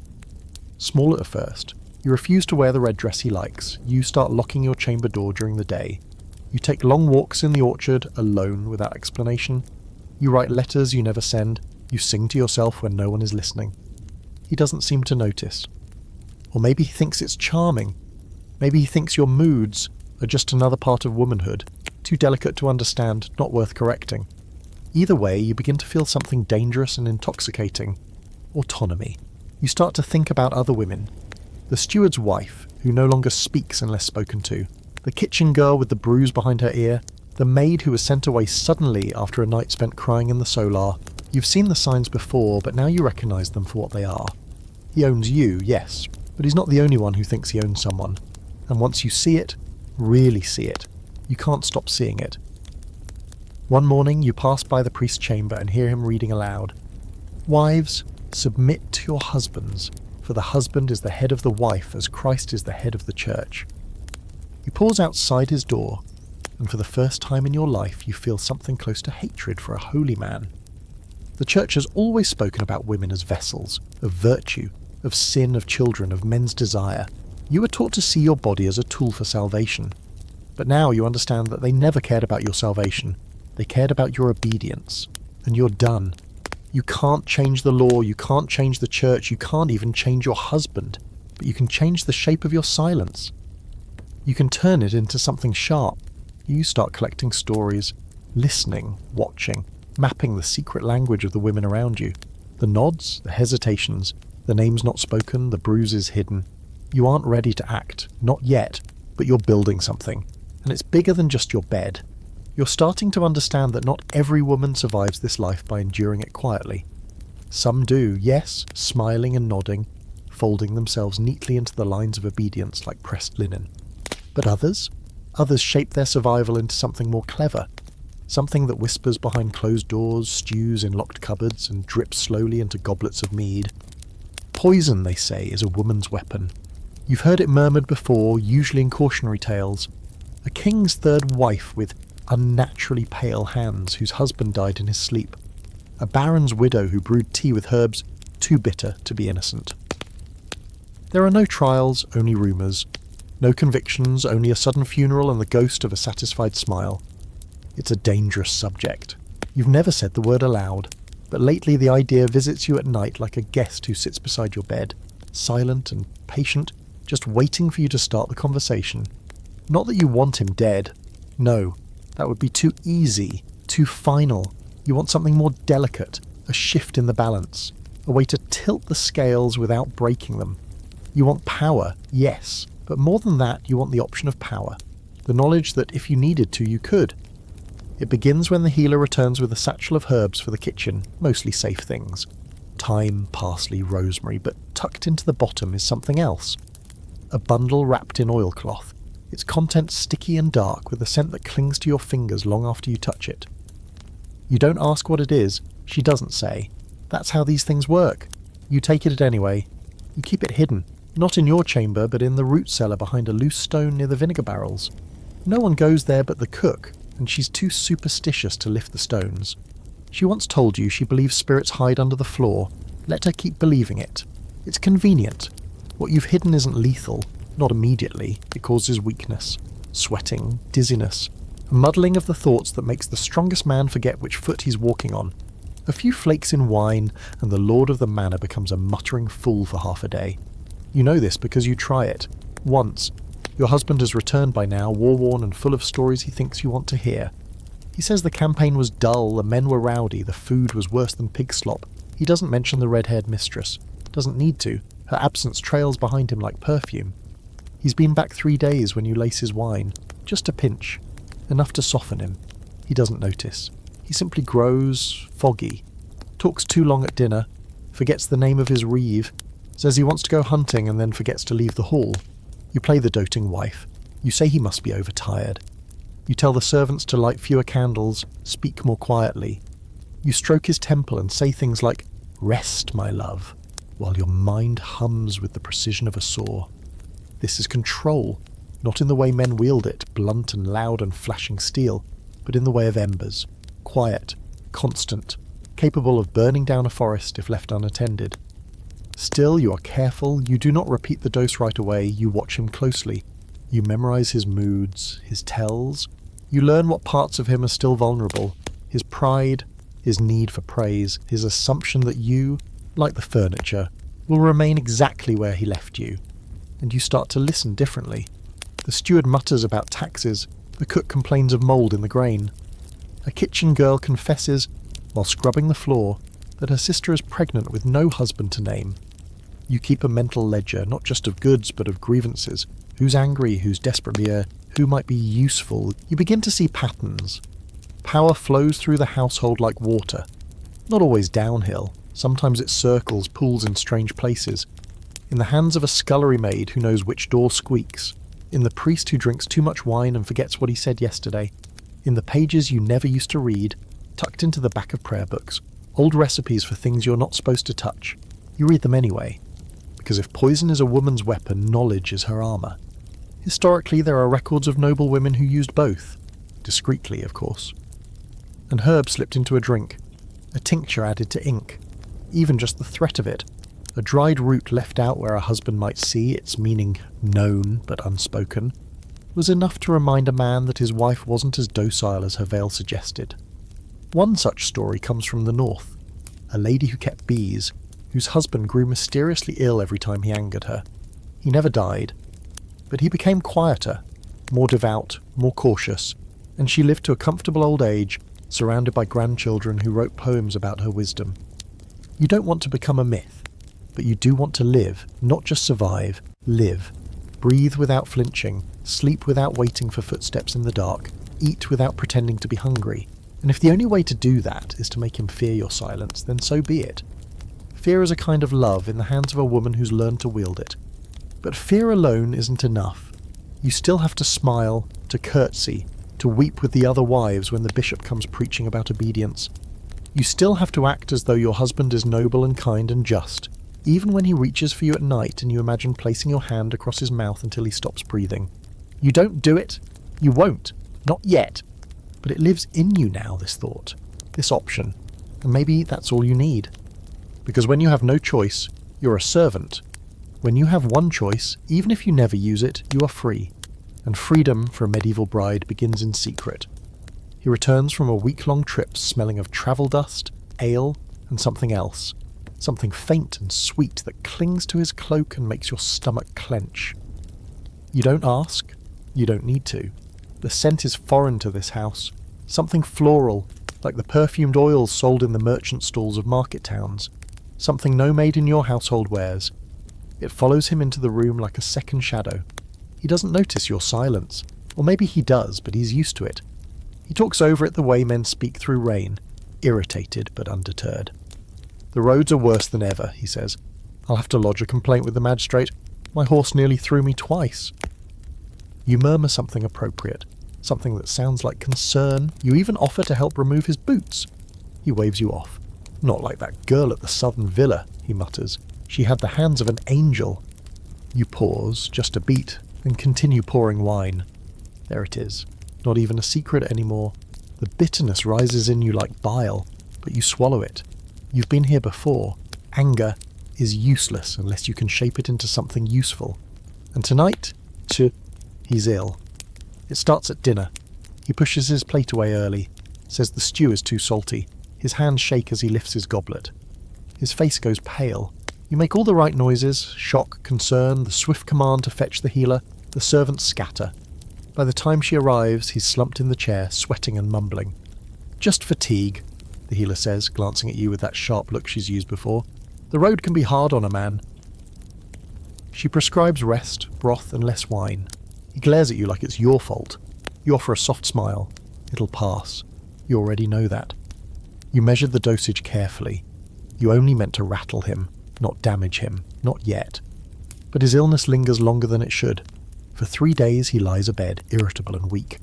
And in his place something else creeps in. Accusation, not outright, but implied. He begins asking more questions about the food and about the servants, about who prepares his wine, about what books you've been reading. You play your part, you feign indignation. "Why would I harm you?" you ask softly, while brushing his hair from his clammy forehead. "You're all I have." He believes you, or pretends to, because in this world a wife harming her husband is not just unthinkable, it's treason. The law is clear: a woman who poisons her husband faces burning. Not hanging, not exile, fire. You think about that sometimes. What it would feel like standing on a pyre, eyes stinging with smoke, knowing that the same men who smirked at your wedding feast are watching you burn for daring to hold power they believe is theirs. The same hands that handed you off in marriage, now throwing kindling. There's something twisted about the way people respond to a woman's strength. If you weep, you're weak. If you endure, you're holy. If you resist, you're a witch. And lately they're watching you closer. Even the servants. You sense it. Their glances linger longer. Their nods are less enthusiastic. Gossip ripples through the halls like smoke. "She walks too much at night," someone whispers. "She spends too much time with the healer." You've done nothing out of line, nothing they could prove, but in a house built on suspicion, innocence isn't armour. It's kindling. So you begin to withdraw. You shorten your walks. You limit your time in the solar. You ask fewer questions, laugh more easily, let your husband dominate every conversation like a rooster in his own rotting coop. But it doesn't help. The suspicion clings, especially once he recovers. He doesn't confront you, he's not brave enough for that. But he lingers, watches you with eyes that no longer trust, asks if you've changed the cook, asks if your maid's been acting strangely. He doesn't ask about himself, he would never blame his own indulgences. But he's looking now for fault, for someone to hold responsible. And you're always the most obvious answer. Then comes the visit from the bishop. You're given no warning. He arrives early in the morning with 2 attendants and the kind of smile that makes your stomach ache. He kisses your hand and tells you how lovely you look, how well kept your house is, how devoted you must be. You know what this is. It's not about faith, it's an inspection. He meets with your husband behind closed doors. You hear their voices. Low, steady, urgent. You're summoned to the chapel that afternoon. The bishop asks to see your prayer books. He wants to know what passages you read. He offers to hear your confession. You decline, saying you've already confessed this week. He smiles thinly. "You know, lady," he says, "spiritual rot often begins quietly, in the unseen corners of the soul." You think of the rot in your marriage, the rot in your bed. You say, "Yes, Father, I believe it." Historically, visits like this weren't unusual. The church inserted itself into noble households as both guide and spy. Wives were expected to be spiritual bastions, calm, obedient, faithful. Any sign of dissent, of non-conformity was suspect. Reading the wrong books, spending too much time alone, using herbs without clerical permission, all red flags. Even pregnancy, or the lack of it, was spiritualized. A fruitful womb was a sign of divine favour. A barren one meant sin, punishment, rebellion. And you haven't been pregnant in over a year. The bishop leaves after 2 days, but the damage is done. The servants are quieter. The chaplain walks the halls more often. Your husband suddenly insists you kneel beside him for evening prayers, though he used to sleep through half of them. He recites every passage loudly now, as if shouting God into the walls. You play along, but inside you begin to prepare, because you know what's coming. When they can't control a woman through marriage, they try to control her through morality. And when morality doesn't work, they reach for matches. So you re-hide the herbs. You memorize every verse they expect you to know. You dismiss one of your maids, too gossipy, and replace her with a quieter girl whose mother once worked for your family. You begin drafting a letter to your cousin in the north just in case you need a place to vanish. This is no longer about rebellion, it's about survival. And in this world, a clever woman doesn't wait for fire. She learns where the water is kept. You don't remember when your dress became a form of punishment. Somewhere along the way, the layers of fabric, linen, wool, velvet, bone, stopped being symbols of status and started feeling like traps sewn shut by duty. Every morning it takes 2 maids and a solid 20 minutes to wrap you in your appearance. The tight bodice, the heavy skirts, the sleeves so long they drag like extra limbs. Your collar pinches, your corset bites. You haven't taken a full breath since breakfast. Today it's all worse. The bishop's visit may be over, but the chill he left in the manor hasn't faded. Your husband's more alert than ever, policing your posture, your tone, your wardrobe. The yellow gown is too bright, he says over morning tea. And you've been wearing that green kirtle too often. It sends a message.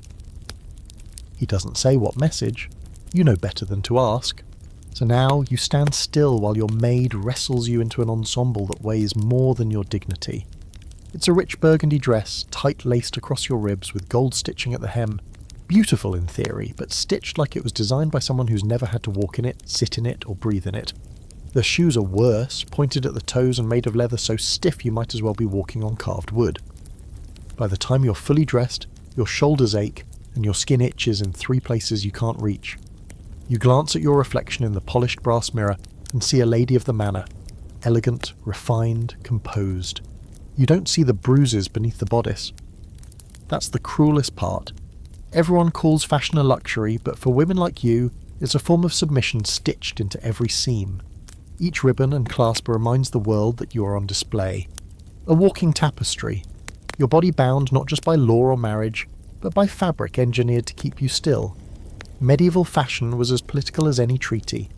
A woman's dress communicated her family's wealth, her husband's status, her availability, or lack thereof. Modesty was enforced through fabric, chastity through design. You didn't wear what you liked. You wore what your husband approved. Or worse, what the church tolerated. And the church, these days, isn't tolerating much. You've been assigned a new spiritual advisor, a young pale-eyed priest who watches you too closely and speaks in verses. He comments on your gowns under the guise of concern. The neckline is a bit low, my lady. Modesty is the soul's mirror. You don't argue, you just nod, then excuse yourself to vomit quietly behind the chapel wall. The clothing isn't the only form of torture.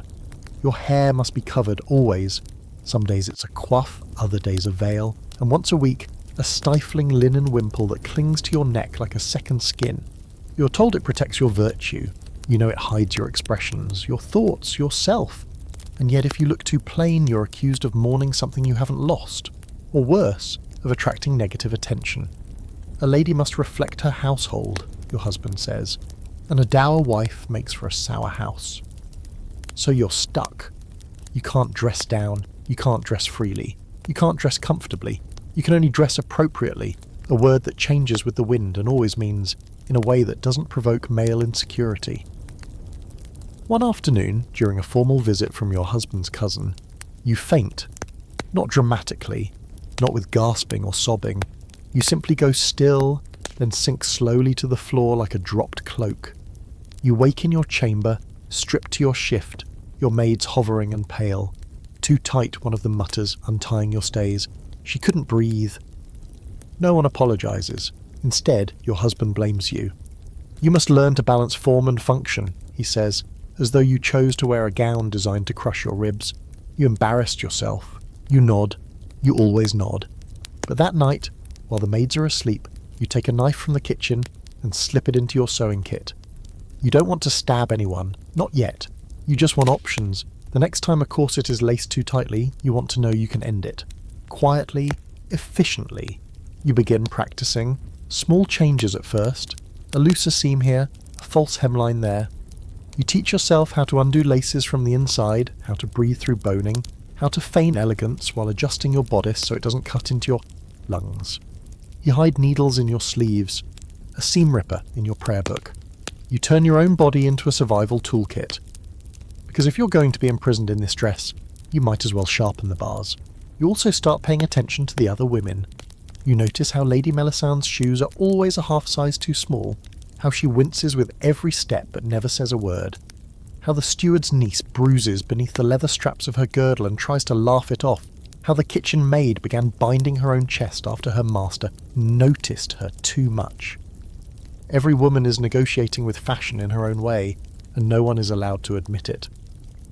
One morning, while preparing for mass, your maid hesitates before lacing your stays. She looks at you wide-eyed and says, "Do you want it tight or do you want it safe?" You don't answer. You just take the laces from her and pull them yourself. That day you sit through the bishop's sermon with your back straight, your breathing even, and your spine unbroken. They all think it's because of your virtue. It's not. It's because you've turned your clothing into armour. And armour, unlike silk, is built for war. He doesn't die. That would be too clean, too penal, too narratively convenient. Instead, he becomes increasingly devout. Your husband, the man who once laughed at sermons and pinched chambermaids on feast days, now spends hours each week in the chapel, kneeling so hard the stones leave impressions in his knees. He fasts, he prays, he reads scripture aloud during meals, and corrects you when your posture slouches in the pews. At first, you think it's guilt, a brief flickering conscience brought on by illness and age.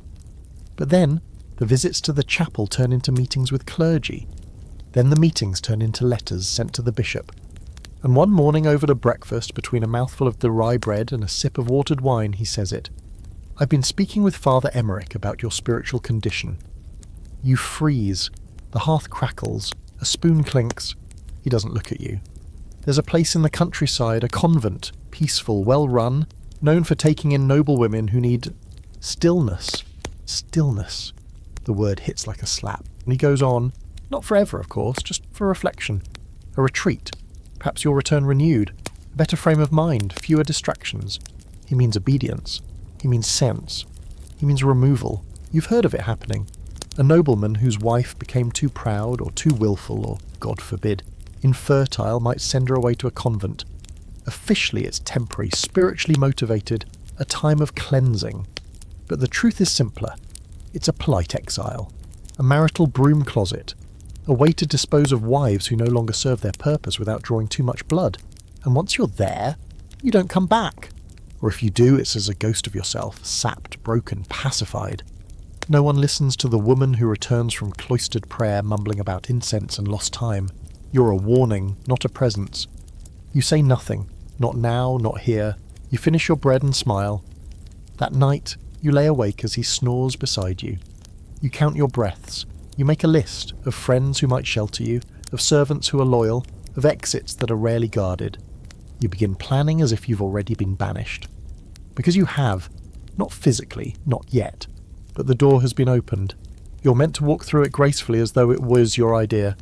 Historically, noble women could be retired to convents for a variety of reasons. Some political, some personal, some disturbingly vague. Unruliness, barrenness, disobedience. There were even laws in certain regions allowing husbands to send wives away for spiritual correction if the clergy agreed. And the clergy, conveniently, almost always agreed. Because who would believe you? Who would side with the woman whispering through bars over the man in velvet robes with a donation envelope in hand? So you prepare. The first thing you do is visit the chapel alone. You kneel, you bow your head, you murmur prayers. But mostly you watch. You study the space, the priest's schedule, the location of the keys, the weakness in the lock on the east door. You don't need to escape the chapel, you just need to know how. Then you begin speaking to the servants. Gently, strategically. You praise the cook's daughter. You give a coin to the stable boy with the broken tooth. You ask your old maid, the quiet one with the soft hands, how her knees are faring in the cold. They know what you're doing, but they let you do it. Because some of them remember what the manor was like before you arrived. And some of them owe you. You've spent years being the quiet engine behind this household. And now that your husband has decided you're disposable, he's forgotten that even ghosts can pull strings. One afternoon you receive a letter. It's sealed with wax you don't recognise, and the handwriting is crooked but careful. Inside is a single sentence. There's room for you here, should you need it. No name, no place, just a message. But you understand, someone is watching, someone knows. You don't write back, you don't need to. What matters is that a door has been opened for you, not to trap you. The next step is subtle. You request to visit the convent early, just to see it. Your husband nods, pleased. He thinks you've surrendered. You smile sweetly and ask the steward to arrange the travel. He sends you with 2 guards and a covered carriage. You do not run, not yet.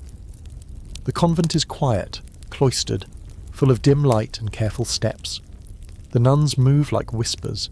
They speak gently in riddles and scripture. You recognize the strategy. It's the same one you use. Grace as a blade, humility as armor. The abbess greets you. She seems kind, but behind her kindness is steel. We encourage obedience here, she says.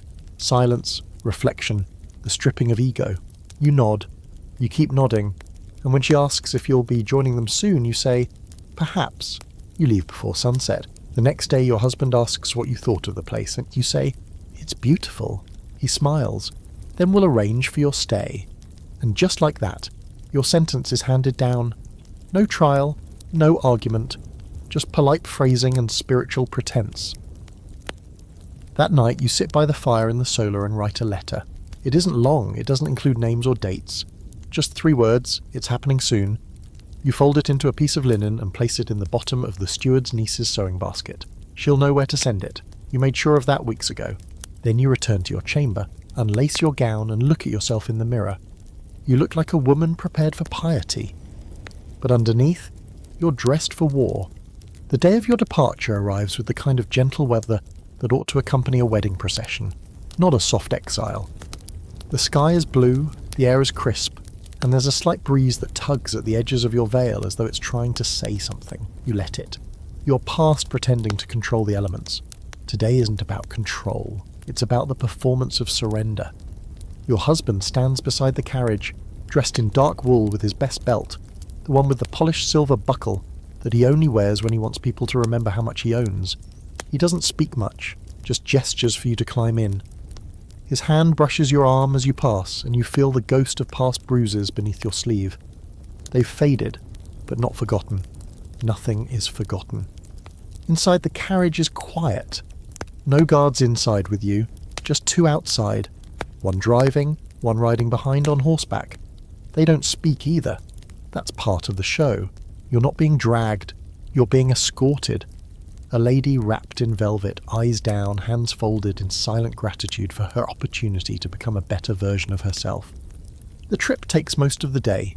You watch the fields blur past through the small slit of window in the wooden frame. Barley, wheat, crows pecking at dry patches, a bent-backed farmer who doesn't look up. You could be going anywhere at all, but you're not. You're going to the convent, the place where difficult wives are dusted off like books no one reads anymore, where young girls are buried under plain linen and renamed Sister Something, where silence is mistaken for holiness and compliance is the highest virtue. The convent appears at dusk, a cluster of stone buildings hugging the hilltop like gossipers in prayer. It's quiet, always quiet, no laughter, no singing, just the sound of distant bells and the careful sweep of feet across worn stone. As you step from the carriage, the abbess greets you again. Her face is serene. Her hands are folded. She's the kind of woman who makes you feel like you're already disappointing God just by existing. You'll be given your own chamber, she says, till your spirit settles. Then we'll find your rhythm. Her voice is sweet. Her tone is final. Your chamber is small. 1 narrow window, 1 straw mattress. A wooden cross above the door that leans slightly to the left. Your belongings are reduced to a single trunk. A few gowns, a brush, and the prayer book your husband insisted you bring. You're not permitted letters, not permitted jewellery, not permitted mirrors. You were expecting this. Still, the emptiness settles in your chest like sand. No more morning walks, no more solar, no more pretending to be in charge of your own household. You're back where you began. A girl in someone else's care, waiting to be reshaped into something acceptable. But here's the thing they've forgotten. You are not the girl they married. You're the woman they tried to erase, and she's tired of pretending. The first week is observation. The nuns keep their distance but take careful notes. Who you speak to, how often you eat, whether you kneel or hesitate before entering the chapel. You kneel, of course, you pray when watched. You eat slowly, deliberately, with your eyes lowered and your hand still. You are the perfect penitent. And every night, after the bells stop ringing, you lie awake in your narrow bed and recite your plan like a bedtime prayer. On the 10th day you begin planting seeds. Not literal ones, though you do spend time in the convent garden, hoeing soil and pretending to care about rosemary. No, the seeds you plant are made of suggestion. You compliment the novice with the limp and ask gently about her injury. She blushes and says she fell in the stables. You glance at the older nun behind her and say, "I suppose some of us fall harder than others." The older nun doesn't respond, but she hears you. You kneel beside the cook one afternoon while peeling onions and mutter, "My husband never ate these unless I made them first. He said no one else got the spice right." You watch her side-eye you, half curious, half cautious. You pretend to forget the order of Mass just once, letting another nun correct you with the sharp edge of condescension. Then the next day, you correct her misquote of a psalm. Nicely, sweetly, but in front of others. You aren't making friends, you're making cracks. Historically, convents were not peaceful havens so much as powder kegs. Packed with women who'd been silenced elsewhere, they often became hotbeds of quiet resistance. Petty rivalries, secret lovers, misplaced letters, stolen wine. The nuns who survived longest weren't the most devout, they were the most observant. And you are a very, very good observer. By week 3, you have learned the following. Sister Adeline drinks from the communion wine after evening Mass. The abbess receives letters from your husband and does not always show them to the rest of the order. The chapel door lock is rusted and could be opened with a bent spoon. And, most importantly, the healer you once trusted has a cousin who delivers root vegetables to the convent every Thursday. You recognise the mark on the crate, so you do something bold and you leave a note, just a slip of parchment folded into the hem of the sackcloth apron he always takes back with him. You keep it short. Soon, watch the southern road. No name, no signature. If he's still loyal, he'll understand. That night you sleep soundly for the first time in weeks. Not because you're safe, but because you're no longer alone. The next morning the abbess calls you into her chamber. She's holding a letter. It's sealed in red wax. Your husband writes with concern, she says, eyes narrowed. He wishes to know whether you are improving. You smile. Tell him, you say, that I'm quieter than I've ever been. She seems satisfied, and you are too, because silence in your hands is not submission, it's strategy. You know the escape will have to happen on a Thursday. It's the only day the convent doors are opened without questions. The vegetable delivery arrives before dawn, and the nuns assigned to help with unloading are the same every week. Sister Beatrix, who has arthritis and moves slowly, and Sister Alva, who sings while working and never counts the sacks. The driver, a gaunt man with sunburnt skin and hands like rope, barely speaks. He keeps his eyes down. He does his job. If the cart leaves with one extra sack, no one will look twice. So you've timed it all, practiced it, rehearsed the turns in your mind like liturgy. You even know what you'll wear, the plainest shift you own, dyed grey with boiled walnut husks. No rings, no brooches, nothing to glint in the light. You've cut your hair short, just enough to tuck under a travelling cap. You did it with sewing shears in the dark, each snip feeling like a tiny rebellion. You buried the trimmings in the garden under a patch of dying thyme. By Wednesday night, your nerves buzz like a wasp trapped under your ribs. You eat slowly at dinner. Too slowly. You catch the abbess watching you. You smile. I'm fasting tomorrow, you say softly, for spiritual clarity. She nods. You don't sleep that night. You lie in bed with your eyes open, listening to the distant shuffle of feet, the occasional thump of the wind against the shutters, The creak of the elder nun's bones 2 chambers down. The convent is never truly silent, it just pretends to be. At dawn you rise. No bell has rung yet. That's good. You dress quickly, fold your night shift under the mattress, press your feet into the old leather slippers you stole from the laundry 2 weeks ago. They're 2 sizes too big, but they'll pass. You cover your head with a linen wrap and wait by the cloister arch until you hear the cartwheels grind across gravel. Sister Beatrix is already there, bent at the waist, fumbling with a sack of turnips. The driver gives her a cursory nod and returns to the cart. You walk toward them like you belong there. No eye contact, no hesitation, just rhythm, and then you hear it. Lady? It's not loud, it's not a shout. It's just enough to slice the air. You turn slowly. It's Sister Thera, the one who rarely speaks, who reads from a broken psalter and smiles at spiders. She stands halfway down the corridor, her hands clasped so tightly her knuckles are pale. She looks at you with something close to sadness, or pity, or admiration. You can't tell. You meet her eyes, you don't speak, neither does she. Then she bows her head and turns away. You climb into the cart. The sack is half full, root vegetables, bundled cloth, a stale loaf of bread. You squeeze yourself down beside it and pull the covering over your head. You count your heartbeats. You listen as the cart creaks forward. 1 slow turn, 2 bumps, a pause, then the unmistakable grind of the outer gate opening. You're outside. No bells ring, no shouts follow. No one pulls the cloth from your head and calls you sinner. You're not discovered. Not yet. The cart moves steadily south for nearly an hour. The man doesn't speak. He doesn't even look back. Eventually he stops near a creek bed and taps the side of the cart twice. That's your signal. You sit up slowly, stretch your aching legs, and climb down. The sky is pale, the road empty. He hands you a satchel, bread, a small flask of wine, and a folded cloak. You nod in thanks. He doesn't ask your name, he just says, "There's a horse tethered 2 miles east, behind the red stone chapel. You ride from there." You nod again. You begin walking. It feels surreal at first, the way freedom always does, unreal, unsteady, stitched together with disbelief. Every sound makes you jump. Every shadow could be a soldier, a priest, a message from your husband, warning others to watch for a runaway wife in widow's grey. But no one stops you, no one sees you. The countryside is quiet, and you begin to breathe again. When you reach the chapel, the horse is there just as promised. A scrappy grey mare with patient eyes and burrs in her mane. You mount without ceremony and ride hard until the sky begins to change. By dusk, you've crossed into forest, and in the forest you find the house. It's not a grand manor or a guarded keep, just a cottage tucked into a slope between trees, with a crooked chimney and herbs drying from the windows.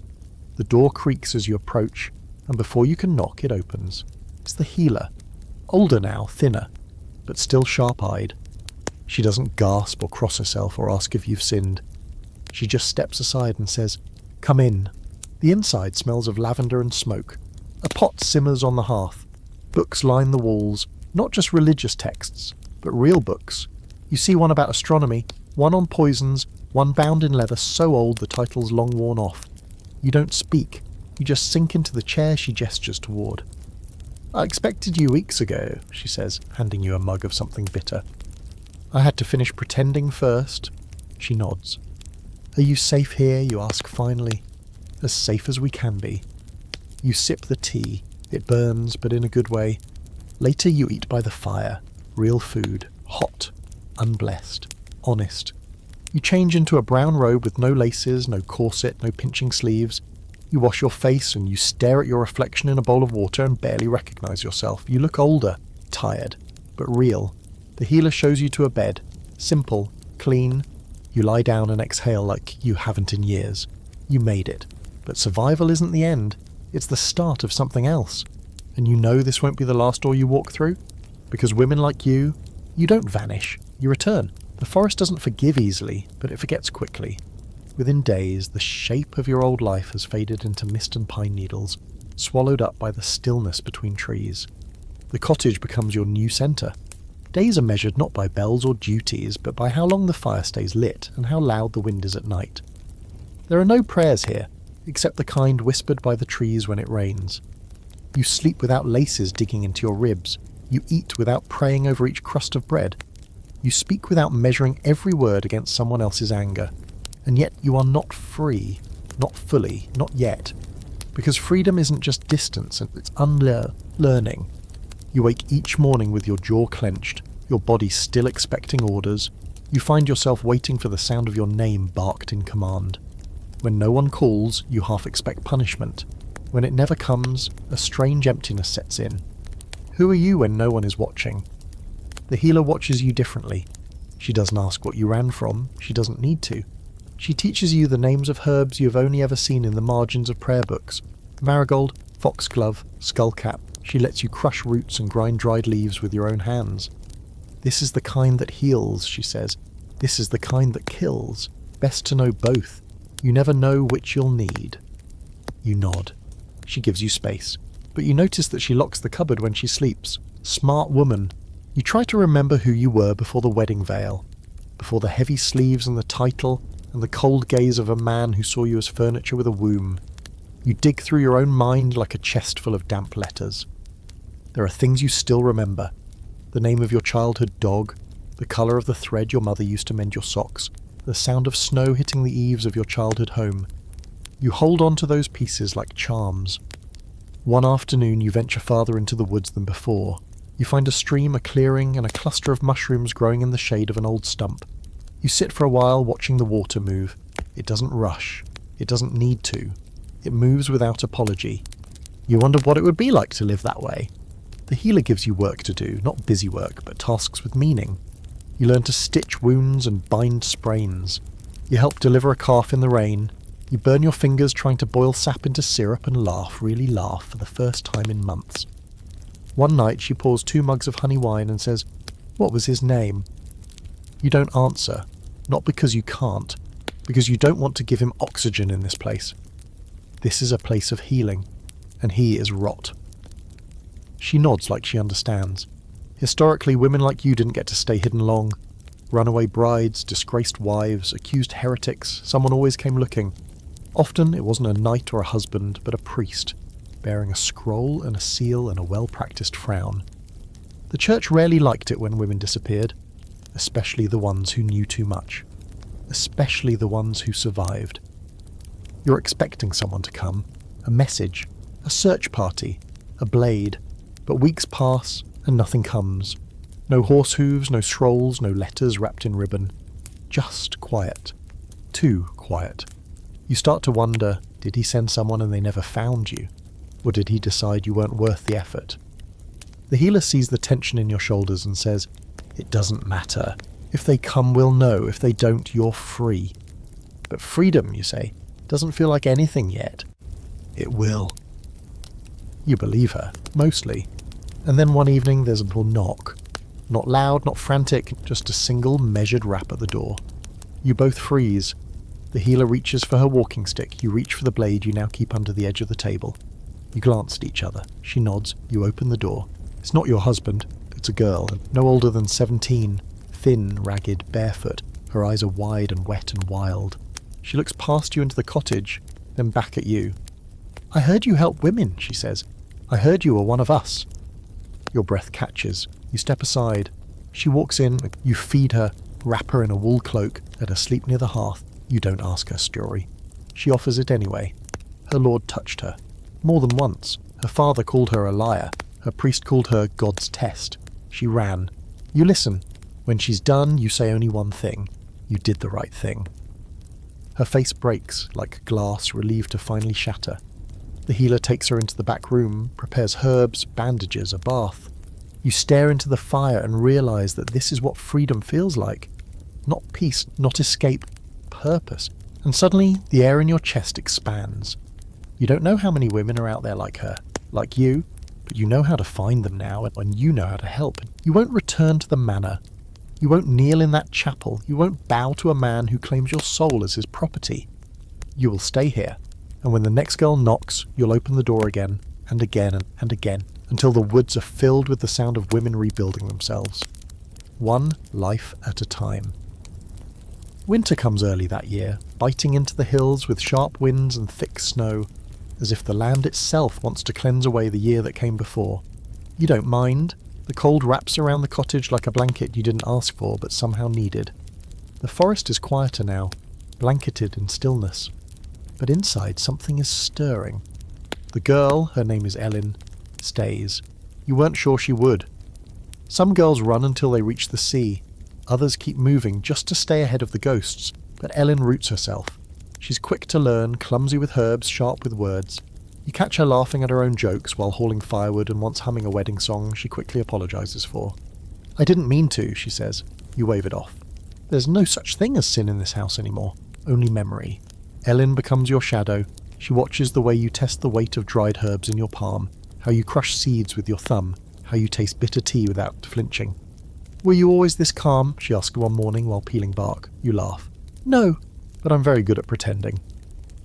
The healer doesn't say much these days. She's older than you'd thought, slower, but her eyes are sharp as flint.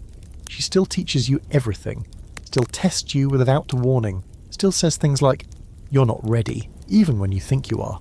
But you can feel the balance shifting. She lets you answer the door now, lets you mix potions alone.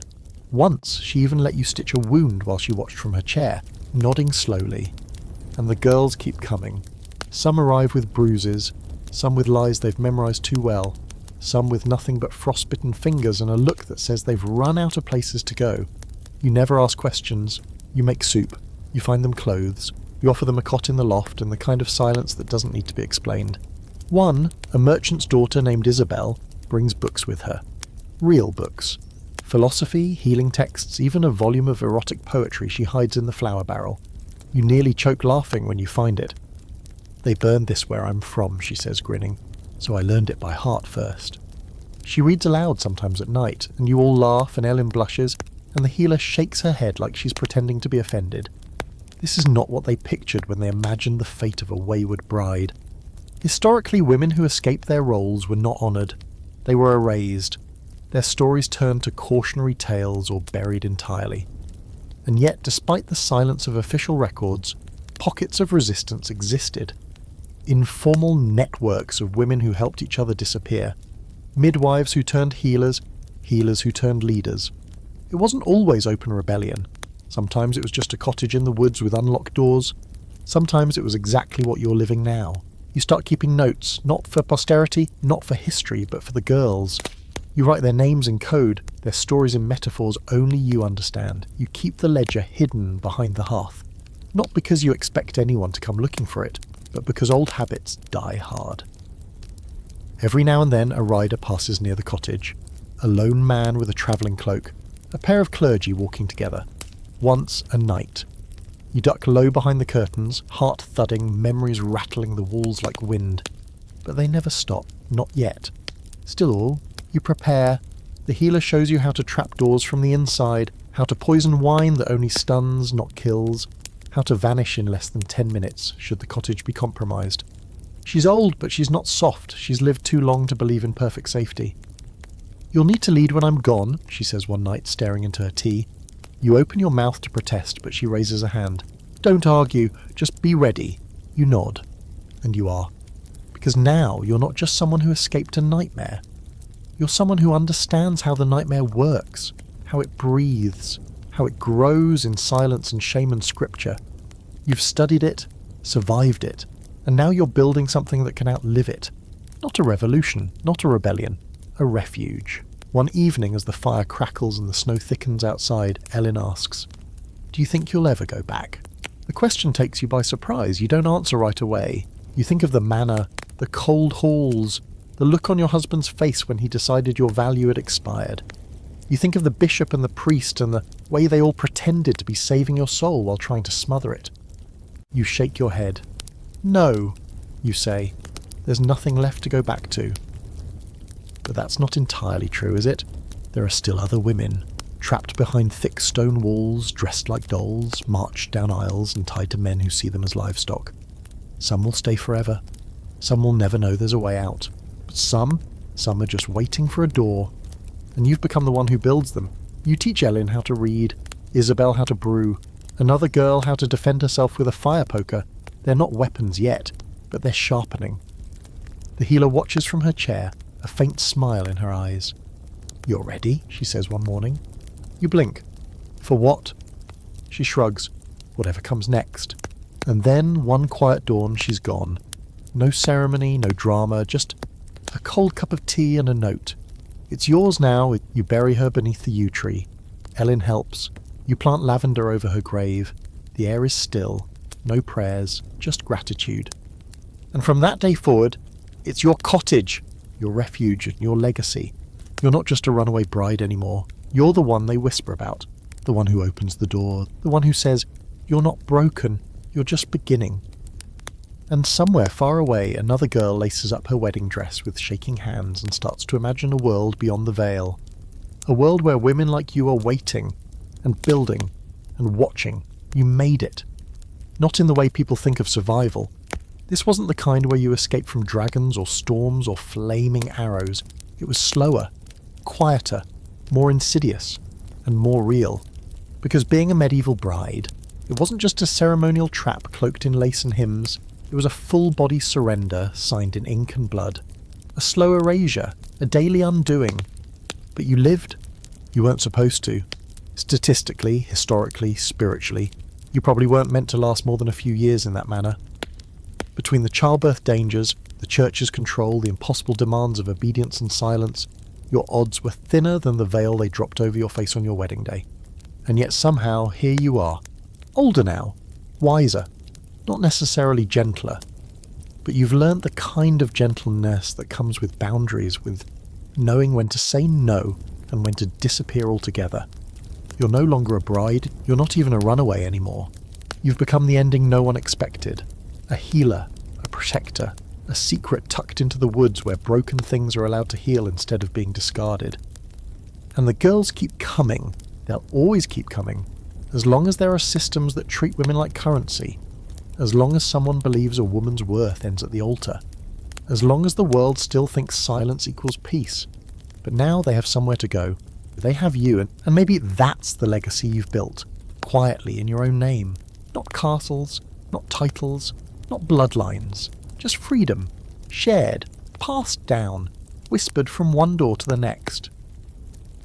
So if someone ever asks, what happened to that lady, the one who vanished? The one who was supposed to die in obedience? Let them guess. Let them make up stories. And let the real story be this. She lived. She helped others live. And she never, ever asked permission again.